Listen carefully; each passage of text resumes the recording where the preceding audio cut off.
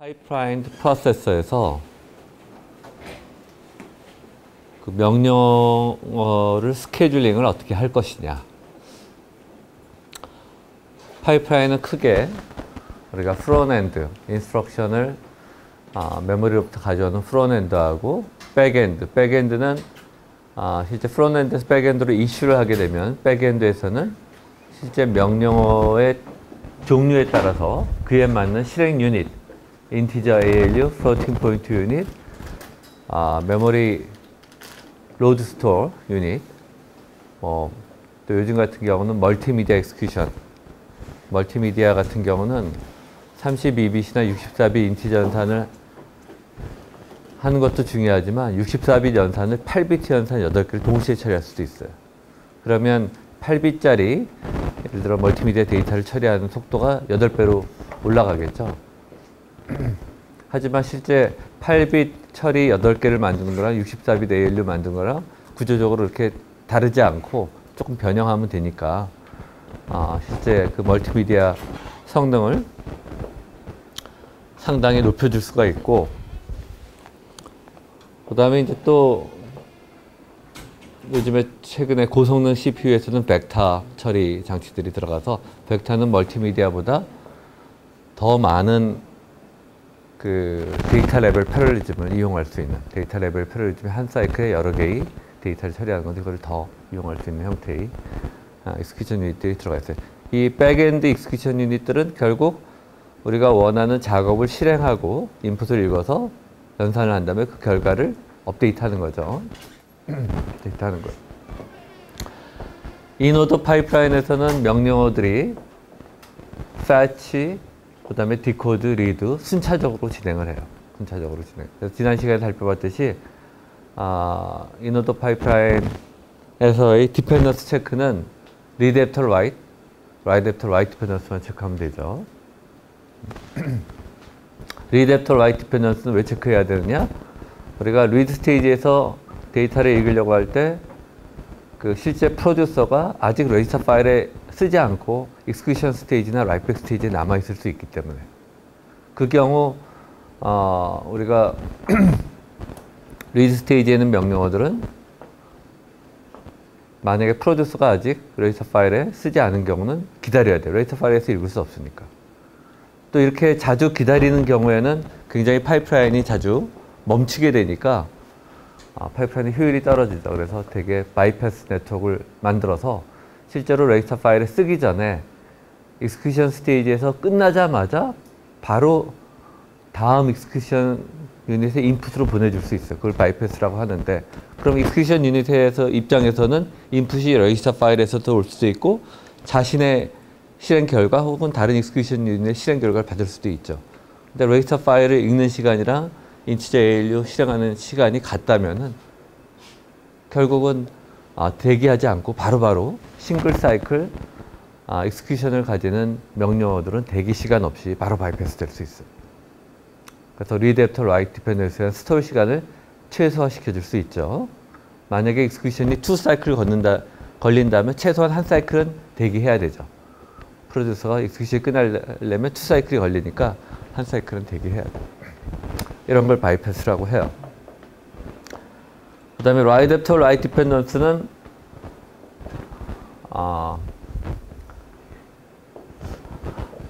앞에 있던 명령이 오래 걸려서 뒤에 있는 명령이 먼저 끝나고 나중에 앞에 있던 명령이 같은 데스티네이션을 사용하는 경우 덮어쓰게 되는 경우에, 그러면 그 뒤에 following instruction은 가장 최근에 write, 프로그램 순서에 의한 최근의 명령어가 아니라 그전 거의 결과를 읽게 돼서 프로그램의 결과가 틀려지게 되죠.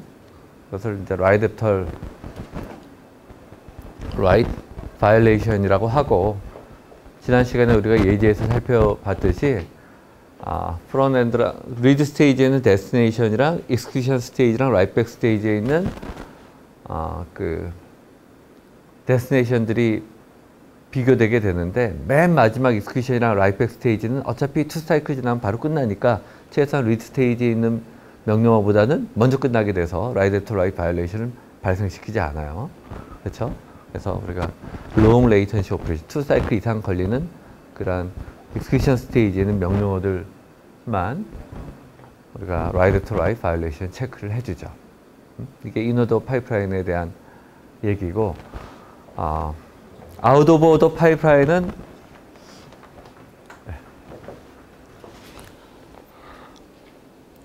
자, 우리가 인오더 파이프라인에서는 명령어들이 fetch, decode, read는 instruction 파이프라인이라고 하는데, 이 프론엔드를 순차적으로 진행하면서 실제로 execution 파이프라인에서 순서가 바뀌어서 out of order completion이 발생을 하게 돼요. 하지만 fetch, decode, read까지는 다 순차적으로 양가이 들이가 조금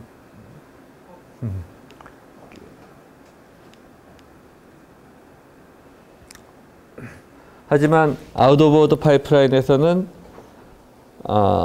어떠한 문제가 발생하냐 하면 write to read violation도 발생할 수 있어요. write to read violation. 그건 뭐야? 뒤에 나오는 명령이 write를 하는데 그 앞에 명령이 실제로 읽기도 전에 overwrite 해버리는 거야. 그러면 그 앞에 있는 명령은 사실은 미래의 write를 읽게 되는 거니까 또 프로그램의 결과가 달라지게 되죠. 그것을 write to read violation이라고 하고, 이런 일이 왜 발생하느냐? out of order 파이프라인에서 out of order 파이프라인은 instruction fetch, decode 단계에서 issue를 하게 되는데, 이 issue 스테이지랑 레지스터 파일에서 읽는 스테이지 사이에 instruction window라고 하는 명령어 대기 장소가 있어요. 일단은 issue까지는 순차적이에요. fetch하고 issue, decode and issue 순차적으로 발생을 해요. 하지만 instruction window에서 그 오퍼랜드가 어베일러블한 순서에 따라 순서가 바뀌어서 디스패치 되죠. execution 파이프라인 디스패치 돼요. 그래서 실제로는 자기가 먼저 시작한 명령이지만 인스트럭션 윈도우에서 대기하게 되고, 나중에 그 뒤에 있던 명령이 인스트럭션 윈도우에서 먼저 디스패치 돼서 실행이 된 다음에 결과를 제어하지 않고 라이트를 하게 되면 어떻게 되죠? 그 이전 명령이 리드할 때 나중에 미래의 값을 읽게 되는 거죠. 그래서 write to read violation 역시 발생할 수 있어요. 그래서 이 out of order 파이프라인에서는 read after write dependence, write after write dependence 뿐만 아니라 write after read dependence 역시 체크하고 발생하지 않도록 preserve 해야 되죠. 그렇죠? 그래서 지난 시간에 우리가 봤던 게 스코어보딩, 1964년도에 나온 CDC 6600이라는 컴퓨터에 들어간 인스트럭션 스케줄링 알고리즘이에요. 기본적으로 이름에서 나오듯이 스코어보딩은 스코어보드라는 그런 빗 스테이터스를 이용한 그런 스케줄링 방법이에요. 스케줄링 방법. 스코어보드란 뭐냐?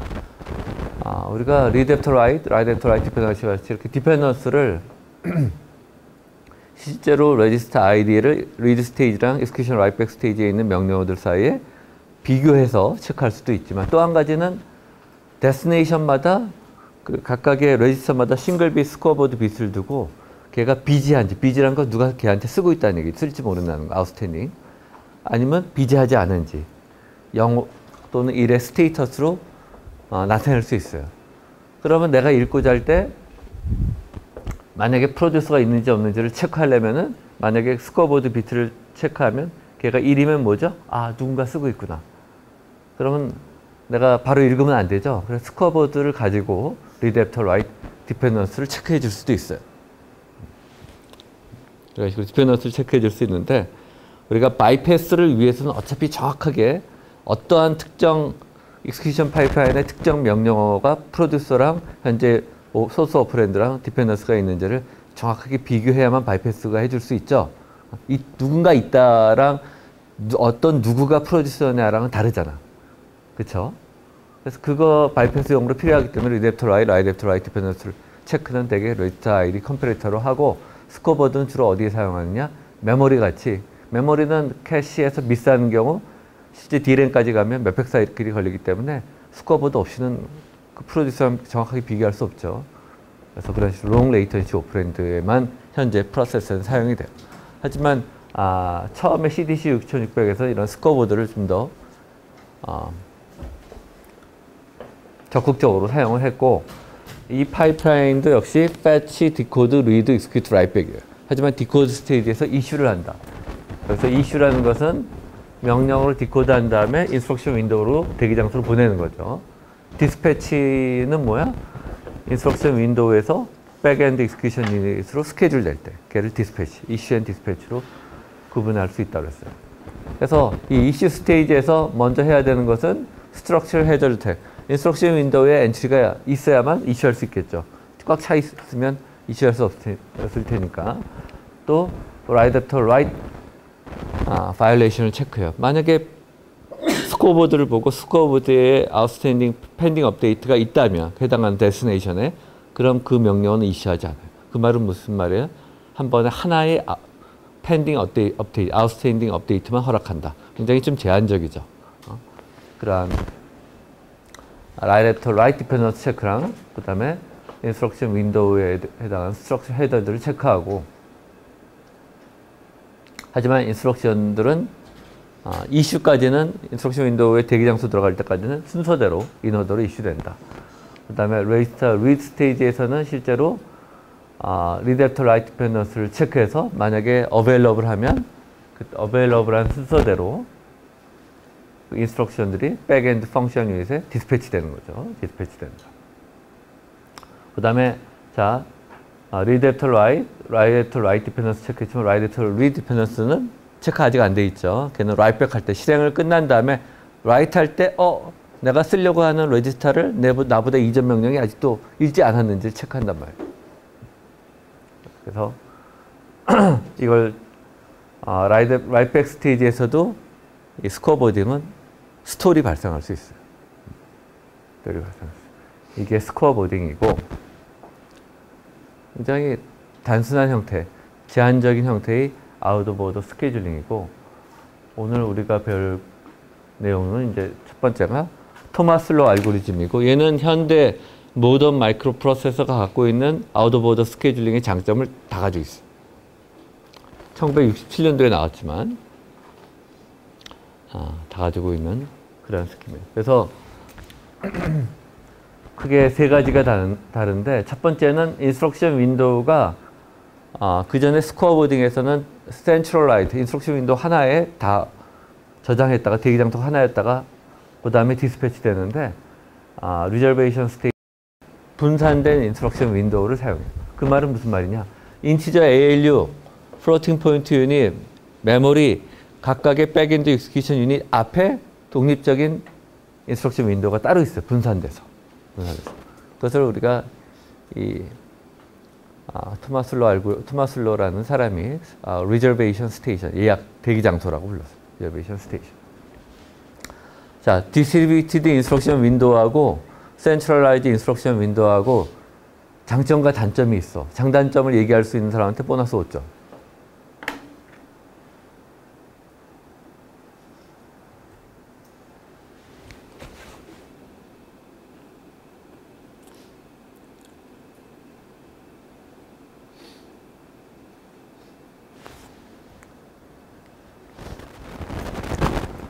분산된 거랑 하나의 중앙 집중 인스트럭션 윈도우를 갖춘 거랑 리저베이션 스테이션의 장점은 뭐고 단점은 뭘까요?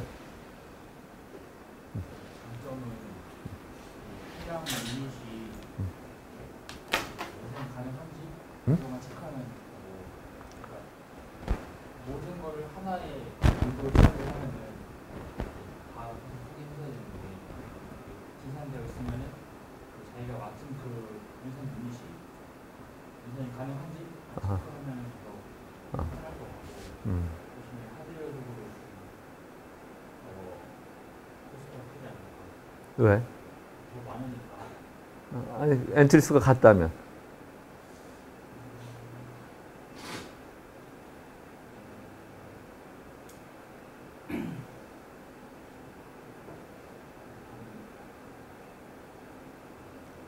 2% 부족한데 아직.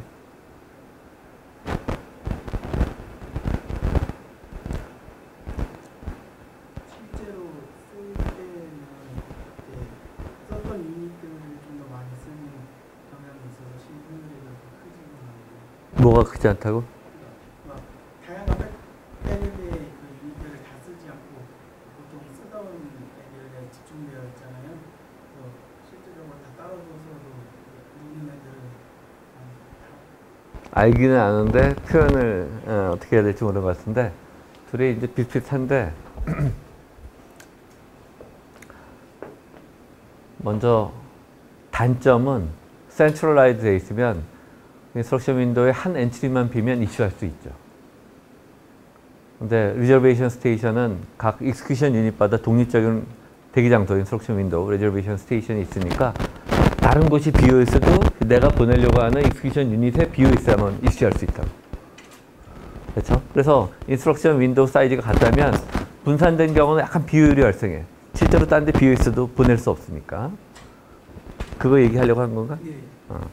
그게 단점이에요. 단점은 유일하게 단점이고 장점은 첫 번째 학생이 얘기했듯이 내가 파이어할, 레디가 된, 준비가 되어 있는 명령을 체크할 때 내 자신의 익스큐션 유닛의 리저베이션 스테이션만 봐야 되니까 이게 사이즈가 작으니까 좀 더 간단하죠. 전체를 다 보는 것보다. 그게 한 가지 장점이고 또 다른 가장 큰 장점은 뭐냐? 연관되어 있는데 센트럴라이즈 인스트럭션 윈도우는 그 전체 통합 윈도우가 하나니까 약간 점점 커져요. 이슈 위스가 넓어지고 파이프라인이 깊어짐에 따라 인스트럭션 윈도우가 커져야만 충분히 대기해서 내가 아웃 오브 오더 스케줄링 할 수 있으니까. 근데 리저베이션 스테이션을 분산된 형태로 만들면 각각은 나뉘어져 있으니까 작아지죠. 그래서 하드웨어 설계적으로 더 스케일러블해요. 인스트럭션 윈도우를 더 크게 하려고 할 때 중앙 집중 인스트럭션 윈도우를 크게 하게 되면 아까 서치하는데도 시간도 오래 걸리고 이 하나가 이제 너무 커져서 실제로는 사이클 타임을 우리가 뒤에 아웃 오브 오더 파이프라인의 문제점, ILP 프로세스의 문제점을 배울 때 하드웨어 컴플렉스를 배우는데 가장 컴플렉스한 부분이 for 이슈가 넘어가기 시작하면 인스트럭션 윈도우에 의해서 웨이크업 앤 셀렉션 하는 로직이 굉장히 복잡해집니다. 왜? 이게 커지잖아. 그리고 이게 다 태그 매치하려면 전체를 다 체크해야 되거든. 그래서 그런 문제가 발생하는데 리저베이션 스테이션은 작으니까 그 안에서만 하면 되니까 상대적으로 그런 컴플렉시티가 더 줄어들고 더 스케일러블하게 설계됐다. 비록 효율이 좀 떨어질지라도 하드웨어적으로 보면 점점 칩이 커지면 리저베이션 스테이션 형태가 더 유리하다라고 볼 수 있어요. 아마 오리지널 이 디자인에서 그것까지 고려했는지도 모르지만 이런 식으로 분산된 형태의 인스트럭션 윈도우를 제안을 했어요. 그게 첫 번째 장점이고 두 번째 장점. 우리가 그 스코어버딩만 해도 right after right 디펜던스 체크랑 right after read 디펜던스 체크를 해서 디펜던스가 있으면 멈춰야 됐잖아. 응? 멈춰야 됐어. 그럼 파이프라인이 멈추는 시간이 굉장히 많아진다는 얘기예요. 풀 아웃 오브 오더 익스큐션을 하기에는 조금 비효율이 많이 발생하는데 얘는 엔타이 디펜던스, 아웃풋 디펜던스는 제거해 줄 수가 있어요. 제거해 줄 수가 있어요. 어떻게? 기본 아이디어는 뭐냐? 이런 거를 이제 force dependence라고 해요. anti dependence, output dependence, force dependence라고 하는데 read after write dependence는 true dependence라고. true dependence는 뭐냐? 내가 어쩔 수가 없어. 프로듀서의 결과가 나올 때까지 기다릴 수밖에 없어. 피할 방법이 없어. 근데 force dependence는 뭐냐? 내가 write after write violation을 보면 그게 사실은 둘 간의 데이터적인 디펜던스가 있다기보다는 데스티네이션을 공유하기 때문에 발생하는 거예요. 만약에 뒤에 나오는 명령이 같은 데스티네이션이 아니라 또 다른 데스티네이션에 쓴다면 너 왜 같은 곳에 써가지고 문제 일으켜? 너 딴 데 써. 그런 문제를 해결할 수 있어요. 그쵸? write to read violation도 마찬가지예요. anti-dependence도. write 할 때 뒤에 명령이 write 할 때 그전 명령이 read 아직 못했는데 걔를 overwrite해서 문제가 되는 거 아니야? write 할 때마다 매번 새로운 곳에 써면 돼. 그것을 싱글 어사인먼트 룰이라고도 하고 한 번씩 매번 어사인할 때마다 매번 새로운 곳에 써주면 그러한 아웃풋 디펜던스, 엔타이 디펜던스는 다 제거해 줄 수 있어요.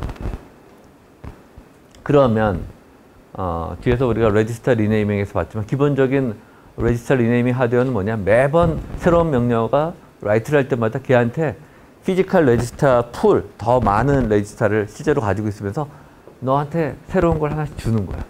하나씩 주면 매번 라이트 할 때마다 새로운 곳에 라이트 하면 리드 애프터 라이트 디펜던스 말고는 다 해결할 수 있어요. 그러려면 실제 얘가 사용하는 로지컬 레지스터 넘버랑 피지컬 할당된 피지컬 레지스터랑 매핑을 이뤄야 되죠. 그런 트랜슬레이션 정보만 관리하면 돼. 그게 일반적인 레지스터 리네이밍이고, 토마슬로 알고리즘도 조금 다른 형태이긴 하지만 얘도 마찬가지로 새로운 데스티네이션 얼로케이션 해주면서 그 문제를 해결을 해요. 라이드 애프터 리디펜던스는 어떻게 해결하느냐? 그래서 실제로 그 리저베이션 스테이션에서 명령 대기만 하는 게 아니라 거기선 인풋 소스하고 데스티네이션 저장할 수 있는 공간을 따로 마련해 놨어요. 소스를 저장하고 데스티네이션 저장하고.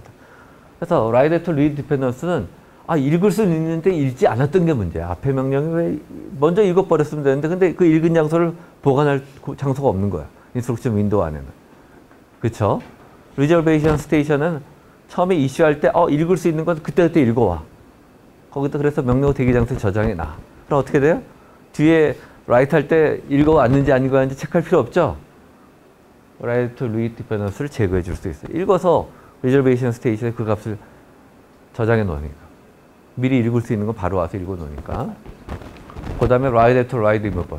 또한 리저베이션 스테이션을 쓸 때 너 만약 쓸 거 없어 일단 여기다 써. 나중에 레지스터 파일에 쓰면 되니까 하고 거기다 쓸 장소까지 제공해 놔. 그래서 라이트 애프터 라이트 디펜던스 역시 해결해 줄 수 있어요. 그래서 결국 이 토마스로 알고리즘을 사용한 IBM 360 머신은 라이트 애프터 라이트 디펜던스나 라이트 애프터 리드 디펜던스의 문제에서는 스토어하지 않아요. 물론 리저베이션 스테이션 엔트리가 꽉 차면 어쩔 수 없지. 있는 경우 보낼 수 있고 거기서 라이트 투 라이트나 라이트 투 리드 디펜던스 체크는 바이올레이션 다 해결할 수 있어요. 그 다음에 그뿐만 아니라 세 번째 우리가 인오더 파이프라인에서 중요한 게 뭐죠? 데이터 바이패스죠. 여기선 데이터 바이패스까지 고려했다. 그래서 결과적으로 실행이 끝난 다음에 실행을 할 때 실행이 끝난 익스큐션 유닛이 커먼 데이터 버스라고 하는 출력 버스가 있어서 이 버스가 리저베이션 스테이션과 레지스터 파일에 모두 연결되어 있어요. 그래서 실제 레지스터 파일에서 쓰면서 동시에 리저베이션 스테이션으로도 데이터 버스가 연결되어 있어서 리저베이션 스테이션에서는 어떻게 해요? 매번 출력이 커먼 데이터 버스 출력이 되겠죠. 그때 레지스터 아이디 그 태그도 같이 떠서 내가 기다리고 있는 소스가 있을 거예요. 그거를 계속 데이터 버스랑 비교하는 거야. 비교해서 얘가 결과가 나왔네. 그럼 그때 바로 바이패스하는 거야. 그럼 레지스터 파일 읽는 시간에 바로 바이패스가 일어나죠. 그래서 리드 애프터 라이트 디펜던스에 의한 스톨 타임 역시 줄여들 수 있다. 그래서 결국은 모던 마이크로 프로세서에서 갖고 있는 그런 장점을 다 가지고 있는, 다는 아니야. 왜? 프리사이스 익셉션이라고 익셉션 처리를 완벽하게 못해요. 하지만 성능은 좋아. 익셉션이 발생하거나 그럴 때 문제가 될 수 있는데 뭐 해결하는 방법이 있었겠지. 하여튼 그래서 현재의 모던 프로세서랑 구조가 약간 다르긴 하지만 대부분의 장점을 갖고 있는 그런 스케줄링 방법이고 현재의 IBM 머신은 자기네 전통을 유지하기 위해서 그런지 이런 전에 파워PC 파이프라인 다이어그램은 아니지만 하여튼 내부 마이크로 아키텍처 봤지만 리저베이션 스테이션 그 다음에 토마스로 알고리즘 형태로 구현이 되어 있어요.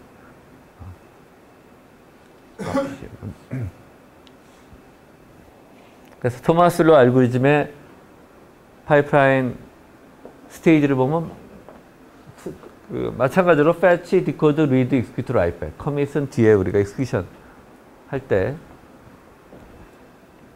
얘기할 거고. 그래서 결국 이 이슈 스테이지에서 decode, rename 이슈가 동시에 발생을 한다. 이 파이프라인 스테이지는 실제 각 커머셜 구현에 따라 스테이지는 달라져요.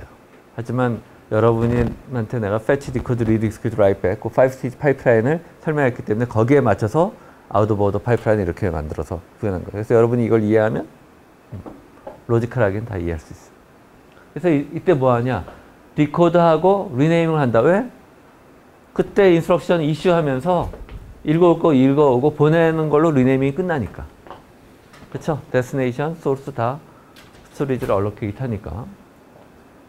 그래서 이때 스트럭처를 해결을 시작하는 리저베이션 스테이션. 내가 인티저 ALU 명령이면 다른 리저베이션 스테이션이 비어있어도 보낼 수 없어. 인티저 ALU들 중에서 인티저 ALU에 리저베이션 스테이션 엔트리가 있어야 내가 이슈할 수 있는 거죠.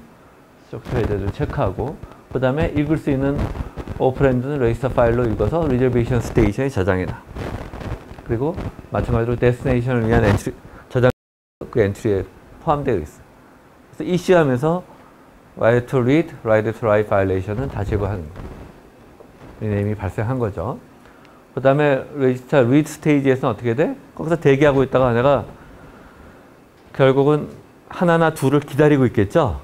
아니면 둘 다 읽을 수 있는 이미 준비가 되어 있는 거고 그 다음 단계 디스패치가 될 거고 커먼 데이터 버스를 모니터 하다가 내가 대기하고 있는 오퍼랜드가 레지스터가 연산이 끝났다는 걸 알 수 있죠. 거기 태가 있으니까. 그래서 걔를 읽어서 리저베이션 스테이션에다가 저장해 놓는다. 매치가 발생하면 그러면 매 사이클마다 한 번씩 바이패스가 일어나면서 거기 얘네들은 소스 오퍼랜드 두 개가 다 어베일러블한 명령어들이 준비가 되겠죠. 걔가 준비된 명령어들, 레디 명령들이고 어떻게 보면 걔를 이제 파이어, 발사할 준비가 되겠다, 파이어 한다고 하고 그 중에서 뭐를 파이어 하느냐? 만약에 이슈 밴드위스가 있을 거 아니야. 만약에 싱글 이시냐 투 이시냐에 따라서 내가 몇 개나 보낼 수 있냐에 따라서 두 개 보낼 수 있다면 그 중에 두 개가 여러 개 중에서 두 개를 우선순위를 정해서 결정을 한 거죠. 레디 오퍼레이션을 웨이크업 시킨 다음에 걔들 디스패치 시키는 거죠. 디스패치 시키고 익스큐션은 익스큐트 한 다음에 결과를 레지스터 파일에 쓰면서 리저베이션 스테이션에 같이 쓴다. 알겠죠? 그런 형태로 구현이 되어 있어. 굉장히 간단하죠? 그래서 보통 교과서의 설명들은 굉장히 그 디테일을 구현하기 위해서 복잡하게 되어 있어. 그거 따라 보면 뭔가 되긴 되는 것 같은데 전체를 잊어버릴 수 있는데 전체적으로 여러분이 무슨 공부를 할 때는 탑다운으로 너무 마이너 디테일만 하다가 전체의 흐름을 모르면 나중에 물어보면 다 흔들려. 근데 위가 흔들지 않으면 밑에서 아무 디테일을 여러분이 곰곰이 생각해서 이거 어떻게 구현할까 생각해보면 이렇게밖에 할 수 없어요. 개념적으로 이해하는 게 굉장히 중요하다. 자, 그래서 아웃 오브 오더 파이프라인에서는 인스트럭션의 대기 장소들이 인스트럭션 윈도우가 있죠. 하지만 실제로는 더 있어요. 어떤 것들이 있냐? 첫 번째, 인스트럭션 큐, 패치랑 디코드 스테이지 사이에. 아까 인스트럭션 윈도우는 디코드 스테이지하고 리드 스테이지 사이에 있었죠. 패치랑 디코드 사이에 인스트럭션 큐가 존재할 수 있어요. 얘는 뭐야? 얘가 전에 우리가 얘기했던 프론엔드랑 백엔드를 디커플링하는 버퍼. 전에 한번 보너스로 냈었죠. 만약에 이게 없으면 프론엔드가 가져와서 백엔드에 뭔가 멈춰져 있어 프론엔드 가져오더라도 보낼 데가 없잖아. 근데 백엔드가 멈춰 있더라도 인스트럭션 큐에다 저장해 놓을 수가 있고 백엔드는 프론엔드에서 뭐 캐시 미스가 발생해서 대기해야 되는 경우라도 만약에 미리 얘가 가져와 있다면 인스트럭션 큐에 남아있는 명령어가 있다면 거기서 컨슘할 수 있기 때문에 아이티니움 같은 경우 저런 인스트럭션 큐를 가지고 있음으로써 성능이 인티저 스펙에서 약 8% 정도 성능이 증가했어요. 인스트럭션 큐를 가지고 있고 그 다음에 리드 스테이지랑 디코드 스테이지, 즉 이슈 스테이지랑 리드 스테이지 사이에 인스트럭션 윈도우 또는 리저베이션 스테이션을 가질 수가 있고 여러분이 아직 안 배웠지만 라이트백 스테이지랑 커밋 스테이지 사이에는 리오더 버프라는 걸 가지고 있어요. 왜냐? 익셉션 처리를 위해서. 익셉션 처리를 위해서. 그래서 360에는 빠져 있지만 이런 인스트럭션 버퍼들이 존재한다. 자, 리네이밍을 하는 방법이 아까 토마스 로 알고리즘의 리저베이션 스테이션을 사용하는 방법이 있고 또 일반적으로 사용하는 방법은 아까 얘기했듯이 피지컬 레지스터는 따로 가지고 있으면서 매번 새로운 명령이 들어와서 나 디코드하고 이제 리드 할 때마다 새로운 거를 할당해 주는 거야. 너 다른 곳 같은 곳에 쓰면 쟤들이랑 충돌 나니까 싸우지 말고 여기다 써. 매번 라이트 할 때마다 새로운 데스티네이션 할당해주고 제가 원래 7번 레지스터에 라이트 한 건데 피지컬 레지스터 10번에 썼지 하고 그 매핑 테이블을 관리해 놓는 거예요.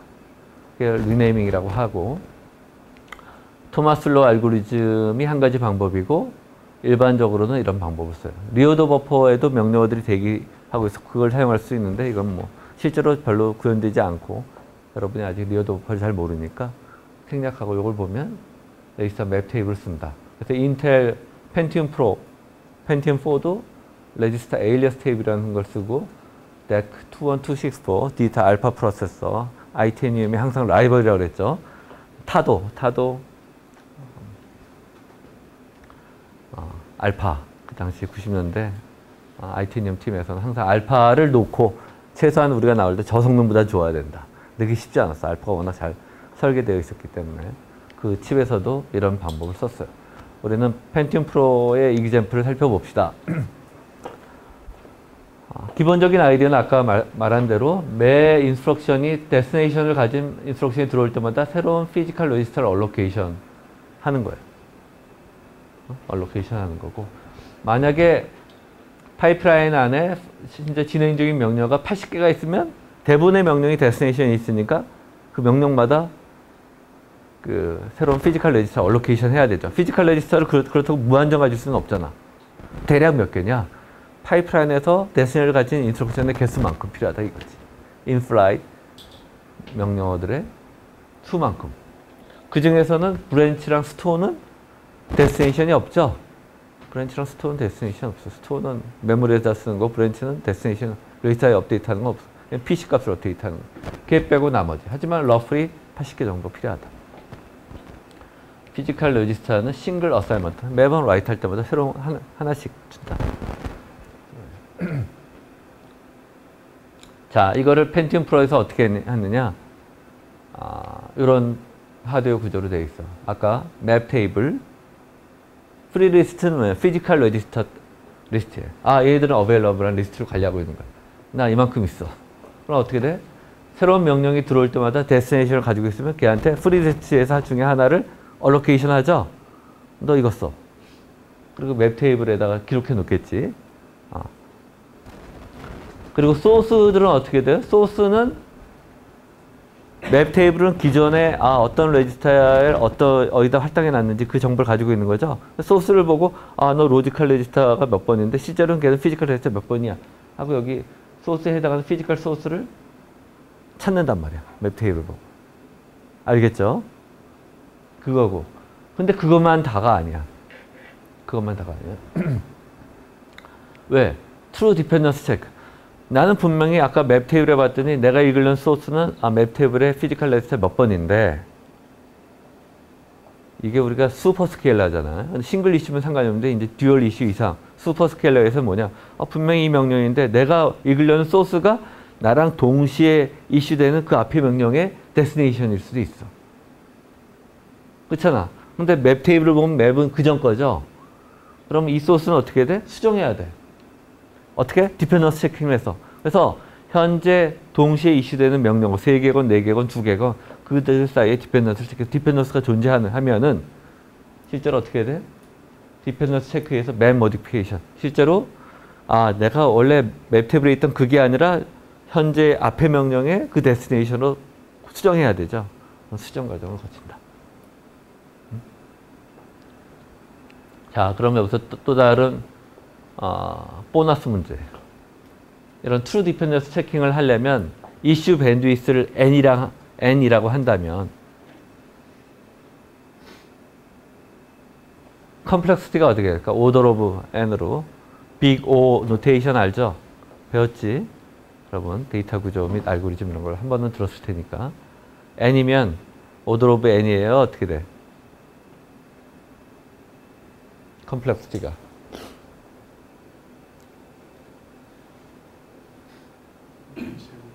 응? 이거 왜?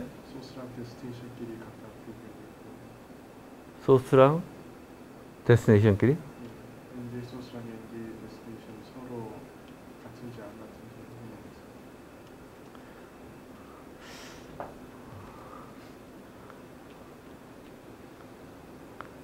확인하면서. 그러면 뒤에 거랑 앞에 것도 비교하나?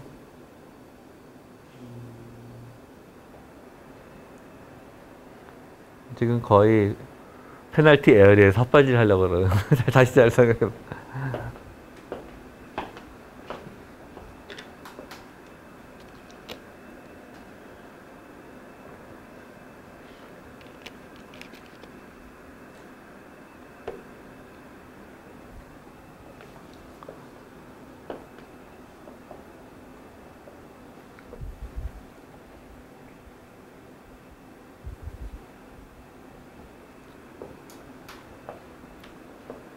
원준이 모르겠어? 아이디어 없나?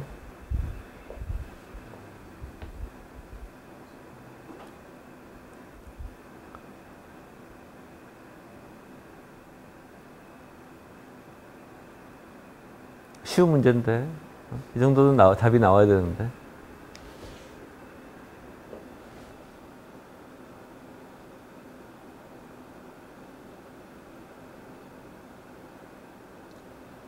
팩토리얼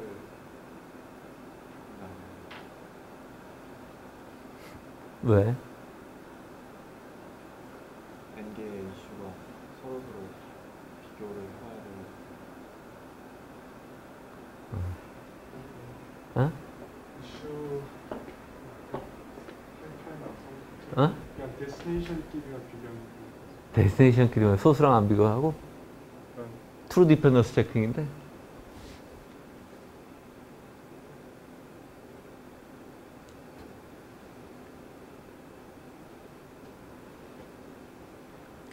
자, 시간이 없어서 오늘 우리 뒤 엑세션까지 처리를 해야 되기 때문에 오더 오브 n 스퀘어는 맞아.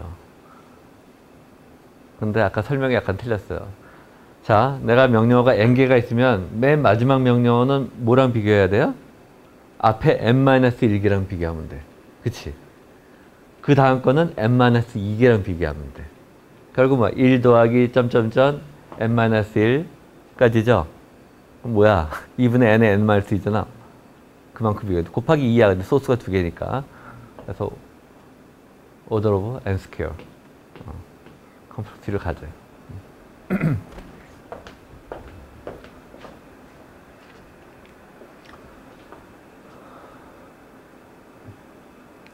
레지스터 리네임은 데이터 디펜스 체킹이었나? 동시에 이슈되는 명령어 사이에 디펜스 체킹을 필요하고, 이 디펜스 체킹 로직은 이슈 밴드위스, 우리가 2way냐, 3way냐, 4way냐, 10way냐 거기에 제곱이 필요하는 거죠. 컴플렉시티가. 그래서 얘도 이제 파이프라인 나중에 우리가 ILP 프로세서의 컴플렉시티를 증가시키는데 한 원인 중에 하나인데 뭐 크진 않지만 이것도 한 원인. 그 다음에 맵 테이블에 들어가는 리드 포트의 개수. 이것도 동시에 이슈되는 명령어가 많을 때마다 포트 수. 한 번에 소스를 명령어마다 2개씩 필요하잖아. 그게 둘 다 맵 테이블 액세스해야 되는데 명령어 수가 많아지면 곱하기 이슈 있을만큼 필요하잖아. 근데 포트 수 증가가 어렵다 그랬죠? 셀 사이즈가 커지니까 그런 것도 문제가 됩니다. 자, 펜티움 프로의 이그젬플을 살펴봅시다. 이 펜티움 프로 이그젬플은 펜티움 프로가 트리플 이슈지만 얘는 2 이슈로 좀 심플리파이 된 뷰예요.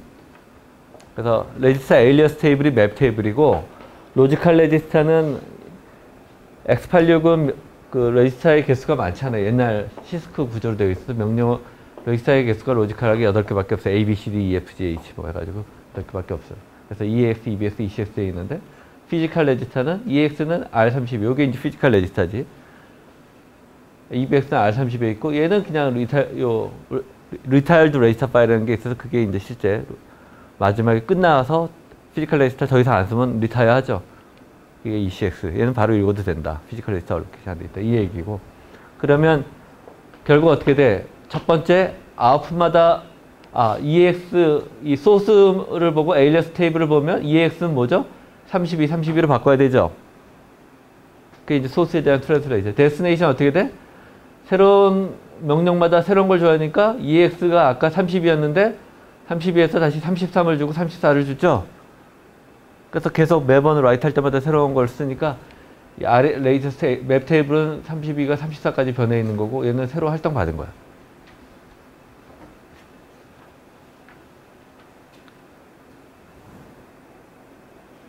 오케이? 근데 빠진 게 뭐가 있다 그랬죠? 트루 디펜던스 체킹. 에일리어스 테이블만 보고 가져오는 게 아니라 실제 현재 같이 이슈된 명령어 사이 디펜던스가 존재하면 걔로 바꿔야 되잖아. 여기 원래 명령어에 트루 디펜던스가 있었죠?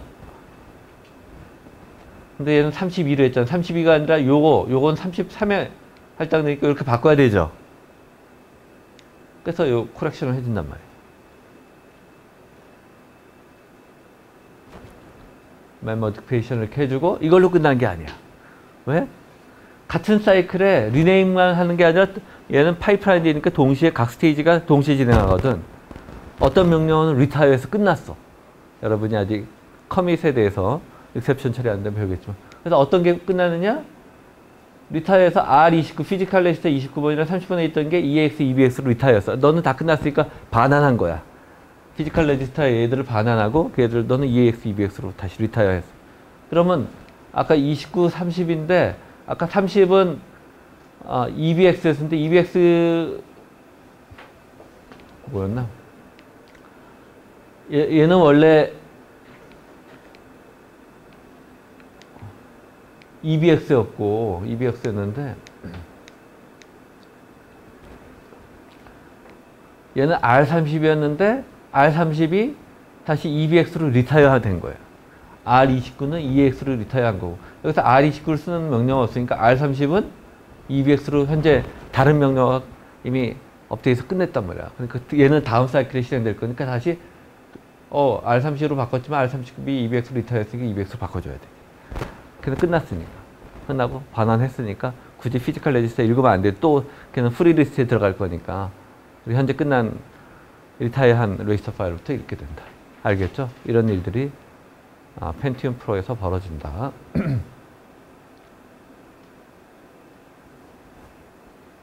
요 그림은 나중에 익셉션을 처리한 다음에 돌아와서 다시 봅시다.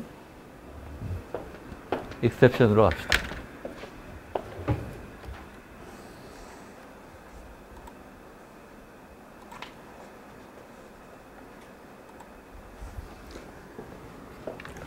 자, 여러분이 이제 아웃오버드 스케줄링의 기본적인 알고리즘 배웠고 아웃오버드 스케줄링에서의 컴플렉시티를 증가시키는 또 하나 원인은 인터럽트랑 익셉션 처리예요.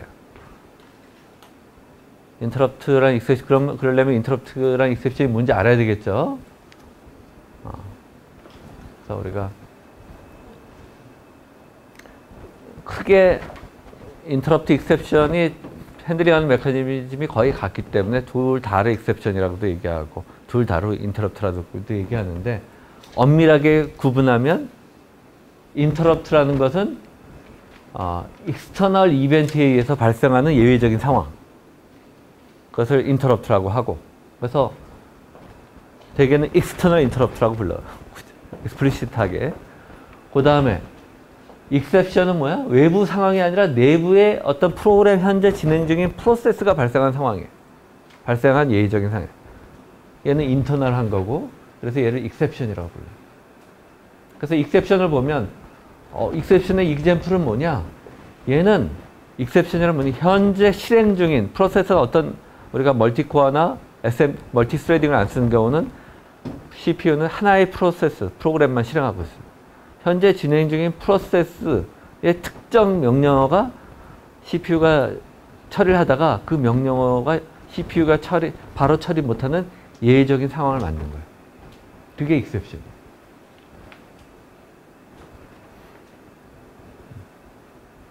현재 실행 중인 프로세스의 특정 명령어가 발생한 예외적인 상황. 가장 대표적인 게 페이지 미스, TLB 미스. 페이지 미스는 뭐야? 프로세서는 단순해. 나는 모든 명령어나 데이터가 항상 메모리 D램 안에 있고 물론 이제 캐시에도 있죠. D램 안에 있다고 생각을 하고 해요. 근데 페이지 미스라는 건 뭐야? 현재 그 명령어나 데이터를 포함하는 페이지가 메인 메모리에 올라와 있지 않다. 그러면 어떻게 돼? OS가 실제 그 해당하는 명령어의 주소를 보고 해당하는 페이지를 디스크에서 찾아서 메인 메모리로 가져온 다음에 다시 실행해야 돼. 페이지 미스 핸들러는 결국은 디스크로부터 그 페이지를 가져오는 작업이고 그냥 소프트웨어적으로 실행을 하고 페이지 미스가 만약에 어떤 명령을 했는데 페이지 미스는 어떻게 아느냐? 보통 TLB 안에는 페이지 테이블 엔트리가 있어서 거기서 그 현재 해당하는 버추얼 어드레스의 실제 페이지가 프레젠스인지 not 프레젠트인지 알 수 있어요. TLB 엔트리, 페이지 테이블 엔트리를 보고 페이지 미스가 발생하면 CPU는 더 이상 나 이 명령 어떻게 메모리 없는데 어떻게 해요? OS가 가져와야 돼. 그게 페이지 미스예요. 알겠죠? 그 다음에 TLB 미스. TLB 미스는 뭐예요? 우리가 프로세서가 사용하는 여러분이 생각하는 모든 주소는 다 버추얼 어드레스. except DRAM 어드레스. 오케이? DRAM만 피지컬 어드레스. 나머지 다 버추얼 어드레스. 버추얼 어드레스로 프로그램 카운터니 뭐 명령어 주소의 데이터 주소를 다 제너레이션 하는데 캐시서부터는 피지컬 어드레스 스페이스예요. DRAM 주소를 써. 그러려면 현재 버추얼 어드레스는 피지컬 어드레스 트랜슬레이션 돼야 되죠. 어떻게 트랜슬레이션 하나? 페이지 테이블 엔트리에 기록되어 있거든. 내 버추얼 페이지가 피지컬 페이지 어디에 들어있다는 정보가 페이지 넘버 트랜슬레이션 정보가 들어있어요. 그게 TLB야. 그게 페이지 테이블이에요. 너 모르는 것처럼 얘기하는데 수업에 안 배웠나? 기억이 안 나? 페이지 테이블 기억 안 나는 사람 손. 솔직하게.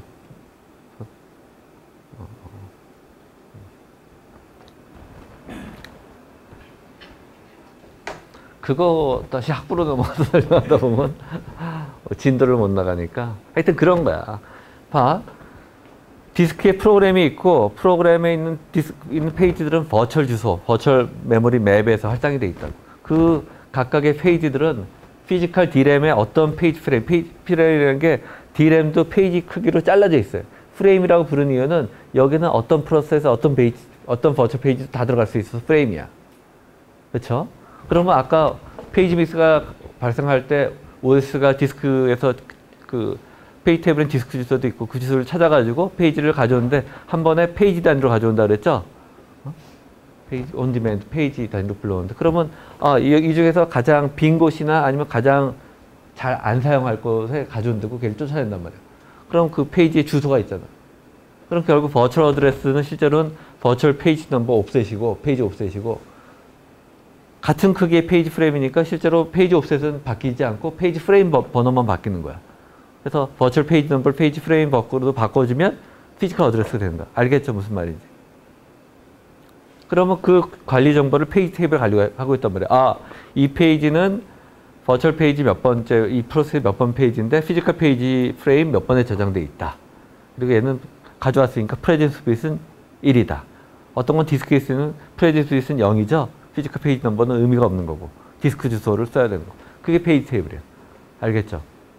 그 트랜슬레이션 하려면 페이지 테이블에 피지컬 페이지 넘버를 룩업 해야 되는데 페이지 테이블이 사이즈가 크니까 그거 페이지 테이블 OS가 관리하고 있는 커널의 데이터 스트럭처.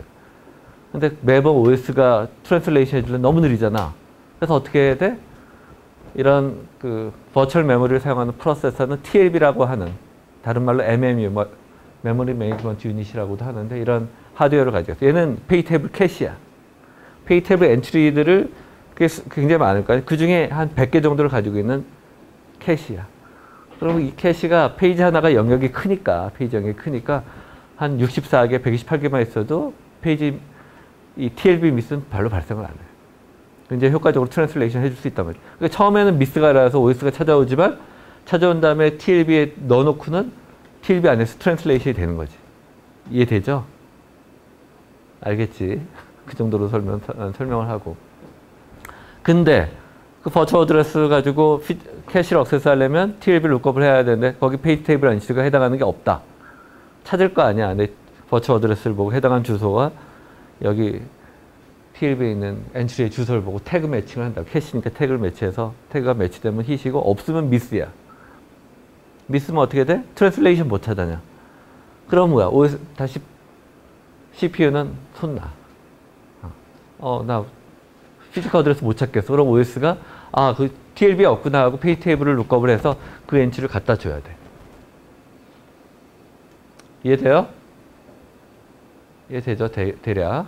그 다음에 여러분 레벨에서는 그 정도뿐만 아니라 아마 뒤에 내가 설명을 넣는지 안 넣는지 근데 이게 또 느리니까 매번 TLB 미스가 일어날 때 OS를 바로 부르는 게 아니라 고성능 CPU에서는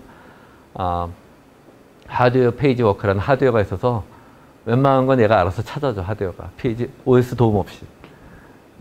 그것도 가능해.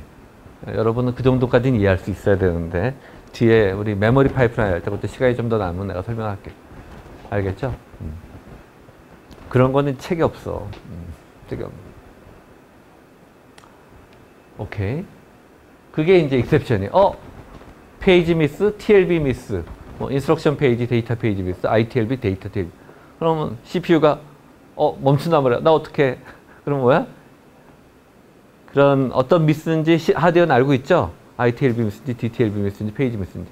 그럼 거기에 해당하는 익셉션 벡터. 그게 아이디야. 이게 어떤 주소가 또 그걸 이용해서 익셉션 핸들러의 주소를 결정할 수 있어. 벡터를 인덱스로 해서 뭐 그 핸들러의 주소 테이블을 한 다음에 그 핸들러 주소로 핸들러가 실행이 되면 걔가 OS를 불러서 페이지 테이블 엔트리 가져오든지 페이지를 읽어오든지 하는 거예요. 오케이. 그래서 이런 익셉션은 싱크로너스하다. 얘는 뭐야? 어떤 프로그램이 같은 상태에 처음 쓰면 페이지 미스 발생이나 TLB 미스도 같은 순서로 꼭 발생한다고. 그 자리에 가면 페이지 미스가 같은 상태에서 잠깐 반드시 발생할 거 아니야. 동기적으로 발생하고 인터널하다. 왜? 현재 프로세스 내부에서 실행 중인 프로세스가 발생시킨 거니까. 외부랑 상관없잖아. 인터럽트는 뭐냐? 이거랑 전혀 상관없는 거야. 여러분이 졸다가 리셋 버튼을 무릎으로 쿵 친다든지 그런 경우 있었죠. 그렇죠?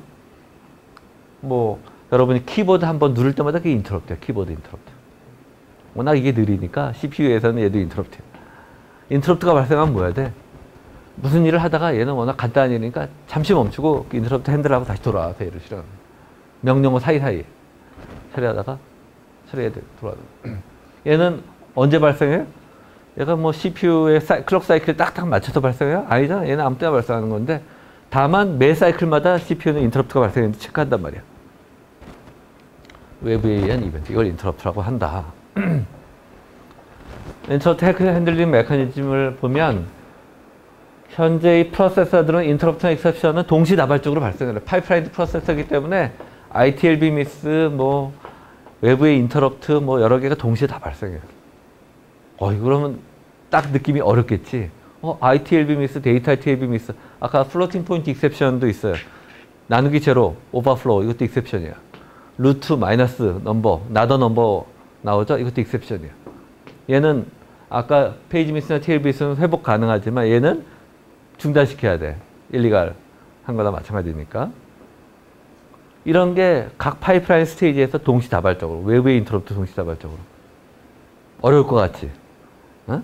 어렵지. 어려운데 설계한 사람들이 다 연구를 해가지고 지금은 스무스하게 여러분이 쉽게 수업에서 배울 수가 있어. 이게 80년대 말의 핫토픽이었어. 익셉션 처리를 아웃 오브 오더 파이프라인에서 어떻게 처리할 것이냐. 이게 그 일리노이 대학의 웬메휴라는 교수님이 있다고 그랬잖아요. 그 컴파일러, 백엔드 컴파일러. 그분의 버클리 PhD 시시스였고, 그 다음에 짐 스미스라고 존 헤넷이랑 하나도 안 꿀린다는 사람이지. 그분의 또 PhD 시시스가 익셉션 처리, 아웃 오브 오더 파이프라인. 알겠죠?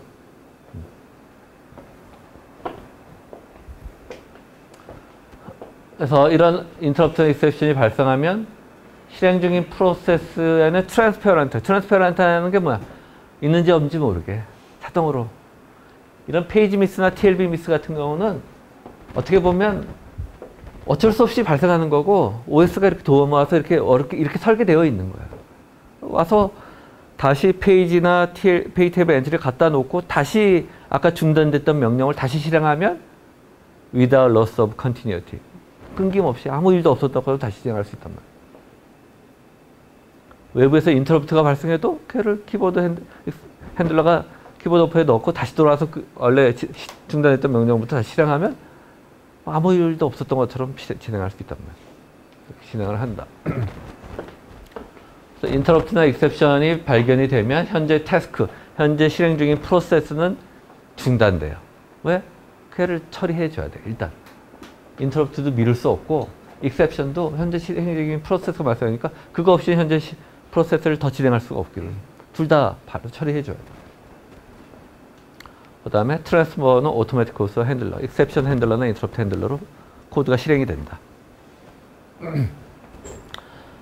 이것도 자세하게 얘기하면 뒤에 얘기하는지 모르지만 익셉션 핸들러나 인터럽트 핸들러는 그러면 현재 프로세스를 중단하려면 바로 중단하는 게 아니라 현재의 레지스터 상태를 세이브 해놔야 돼. 왜냐? 다른 그 핸들러가 실행되고 OS 코드가 실행되면 레지스터 내용이 다 뒤바뀌어 있을 거 아니야. 그래서 가장 먼저 하는 일이 레지스터랑 중단된 PC 값을 저장해 놓는 거야. 그래야 그 다음에 인터럽트나 익셉션 처리가 돌아와서는 어떻게 돼? 레지스터 내용을 다시 복구하고 아까 중단됐던 프로그램 카운터 명령부터 다시 진행하는 거야. 그 다음에 이제 핸들러 코드가 실행해서 걔를 처리한 다음에 인터럽트 된 태스크가 리즘하는데 without loss of continuity. 아무 일도 없었던 것처럼 다시 실행한다. 근데 어떤 때는 리커버리가 불가능한 경우 있죠. 플로팅 포인트 익셉션, 그 다음에 페라티에라, 하드웨어 폴트 같은 거, 캐시 같은 게 블락이, 뱅크가 나갈 수도 있고. 이런 경우는 중단되면 어떻게 돼요? 현재 태스크가 중단되어져야 되고, 플로팅 포인트 익셉션, 에라 메시지가 뜨는 거고. 어떤 경우는 하드웨어 폴트 같은 경우는 시스템 전체가 셧다운 될 수도 있고, 워닝 메시지가 뜨겠지. 어디 문제가 발생했으니까 교체하라든지, 아니면 바이오스 셋업을 바꿔서 캐시를 바이패스하게 만드는지 뭐 이런 것들을 해야 돼. 자, 익셉션을 좀 더 상세하게 설명하면 익셉션은 세 가지로 나눌 수 있어요. 이것도 책에 없는 내용이니까. 익셉션은 fault, trap, avert 세 가지로 분리할 수 있어요. fault란 뭐냐? fault의 특성은 뭐냐? unintentional. 의도하지 않은 거야. but possibly recoverable exception이에요. 그러니까 fault라는 건 뭐냐면 그 어떤 특정 명령어 처리를 마치지 못한 거야. 의도치 않게.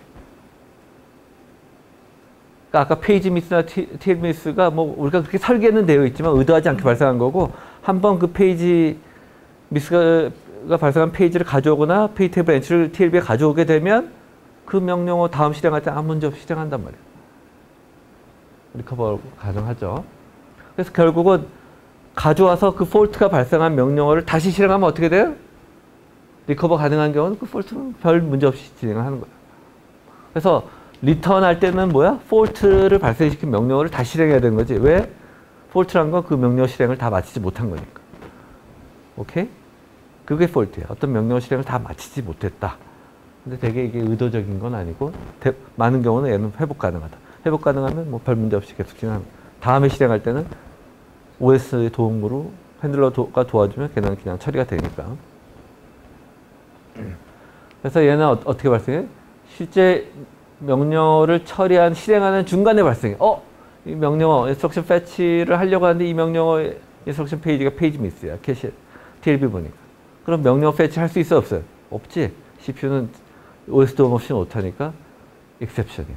OS가 도와준다면 다시 폴트한 명령으로 돌아서 다시 실행하면 페이지가 프레젠스 빛으로 바뀌어 있을 거예요. 그 다음부터 아무 문제가 없다. 그래서 대부분의 폴트랑 관련된 게 버추얼 메모리 폴트, TLB 미스, 페이지 미스, 페이지 미스를 페이지 폴트라고도 얘기하죠. 또 다른 얘기가 프로텍션 바이레이션, 리드 온리 페이지야. 그 페이지 애트리뷰트가 리드 온리인데 얘가 라이트, 스토어를 하려고 그래. 그러면 액세스 바이레이션. 그 다음에 뭐 non executable 페이지, 실행 코드가 아닌데 execute 하려고, 실행을 fetch 하려고 그래. 그것도 access violation. 그런 것들이 발생하고 또 다른 protection, 여기도 privilege violation. 얘는 커널이 액세스할 수 있는 커널, privilege가 높은데 privilege가 낮은 모드, 유저 모드에서 액세스하려고 한다. privilege violation. 그런 것들이 발생하는. 알겠죠? 얘들은 다 중단돼야 되는 거지. 에라나 마찬가지니까 어떤 권한 밖의 일을 하는 거고 얘들은 리커버 가능한 경우죠. 알겠죠? 그 밖에도 이제 뭐 arithmetic exception, floating point 연산이나 인티저에서 divide by zero를 한다든지 square root 마이너스를 한다든지 로그 마이너스를 한다든지 이거는 not a number, exception이에요. invalid opcode, 여러분이 뭐 컴파일러와 제너레이션 한 거 저런 경우 없지만 여러분 핸드 코드 하다가 뭐가 잘못된 코드가 들어와서 opcode가 이 경우 사용하면 안 돼. 그러면 invalid opcode, 뭐 misaligned reference, misaligned reference는 뭐냐?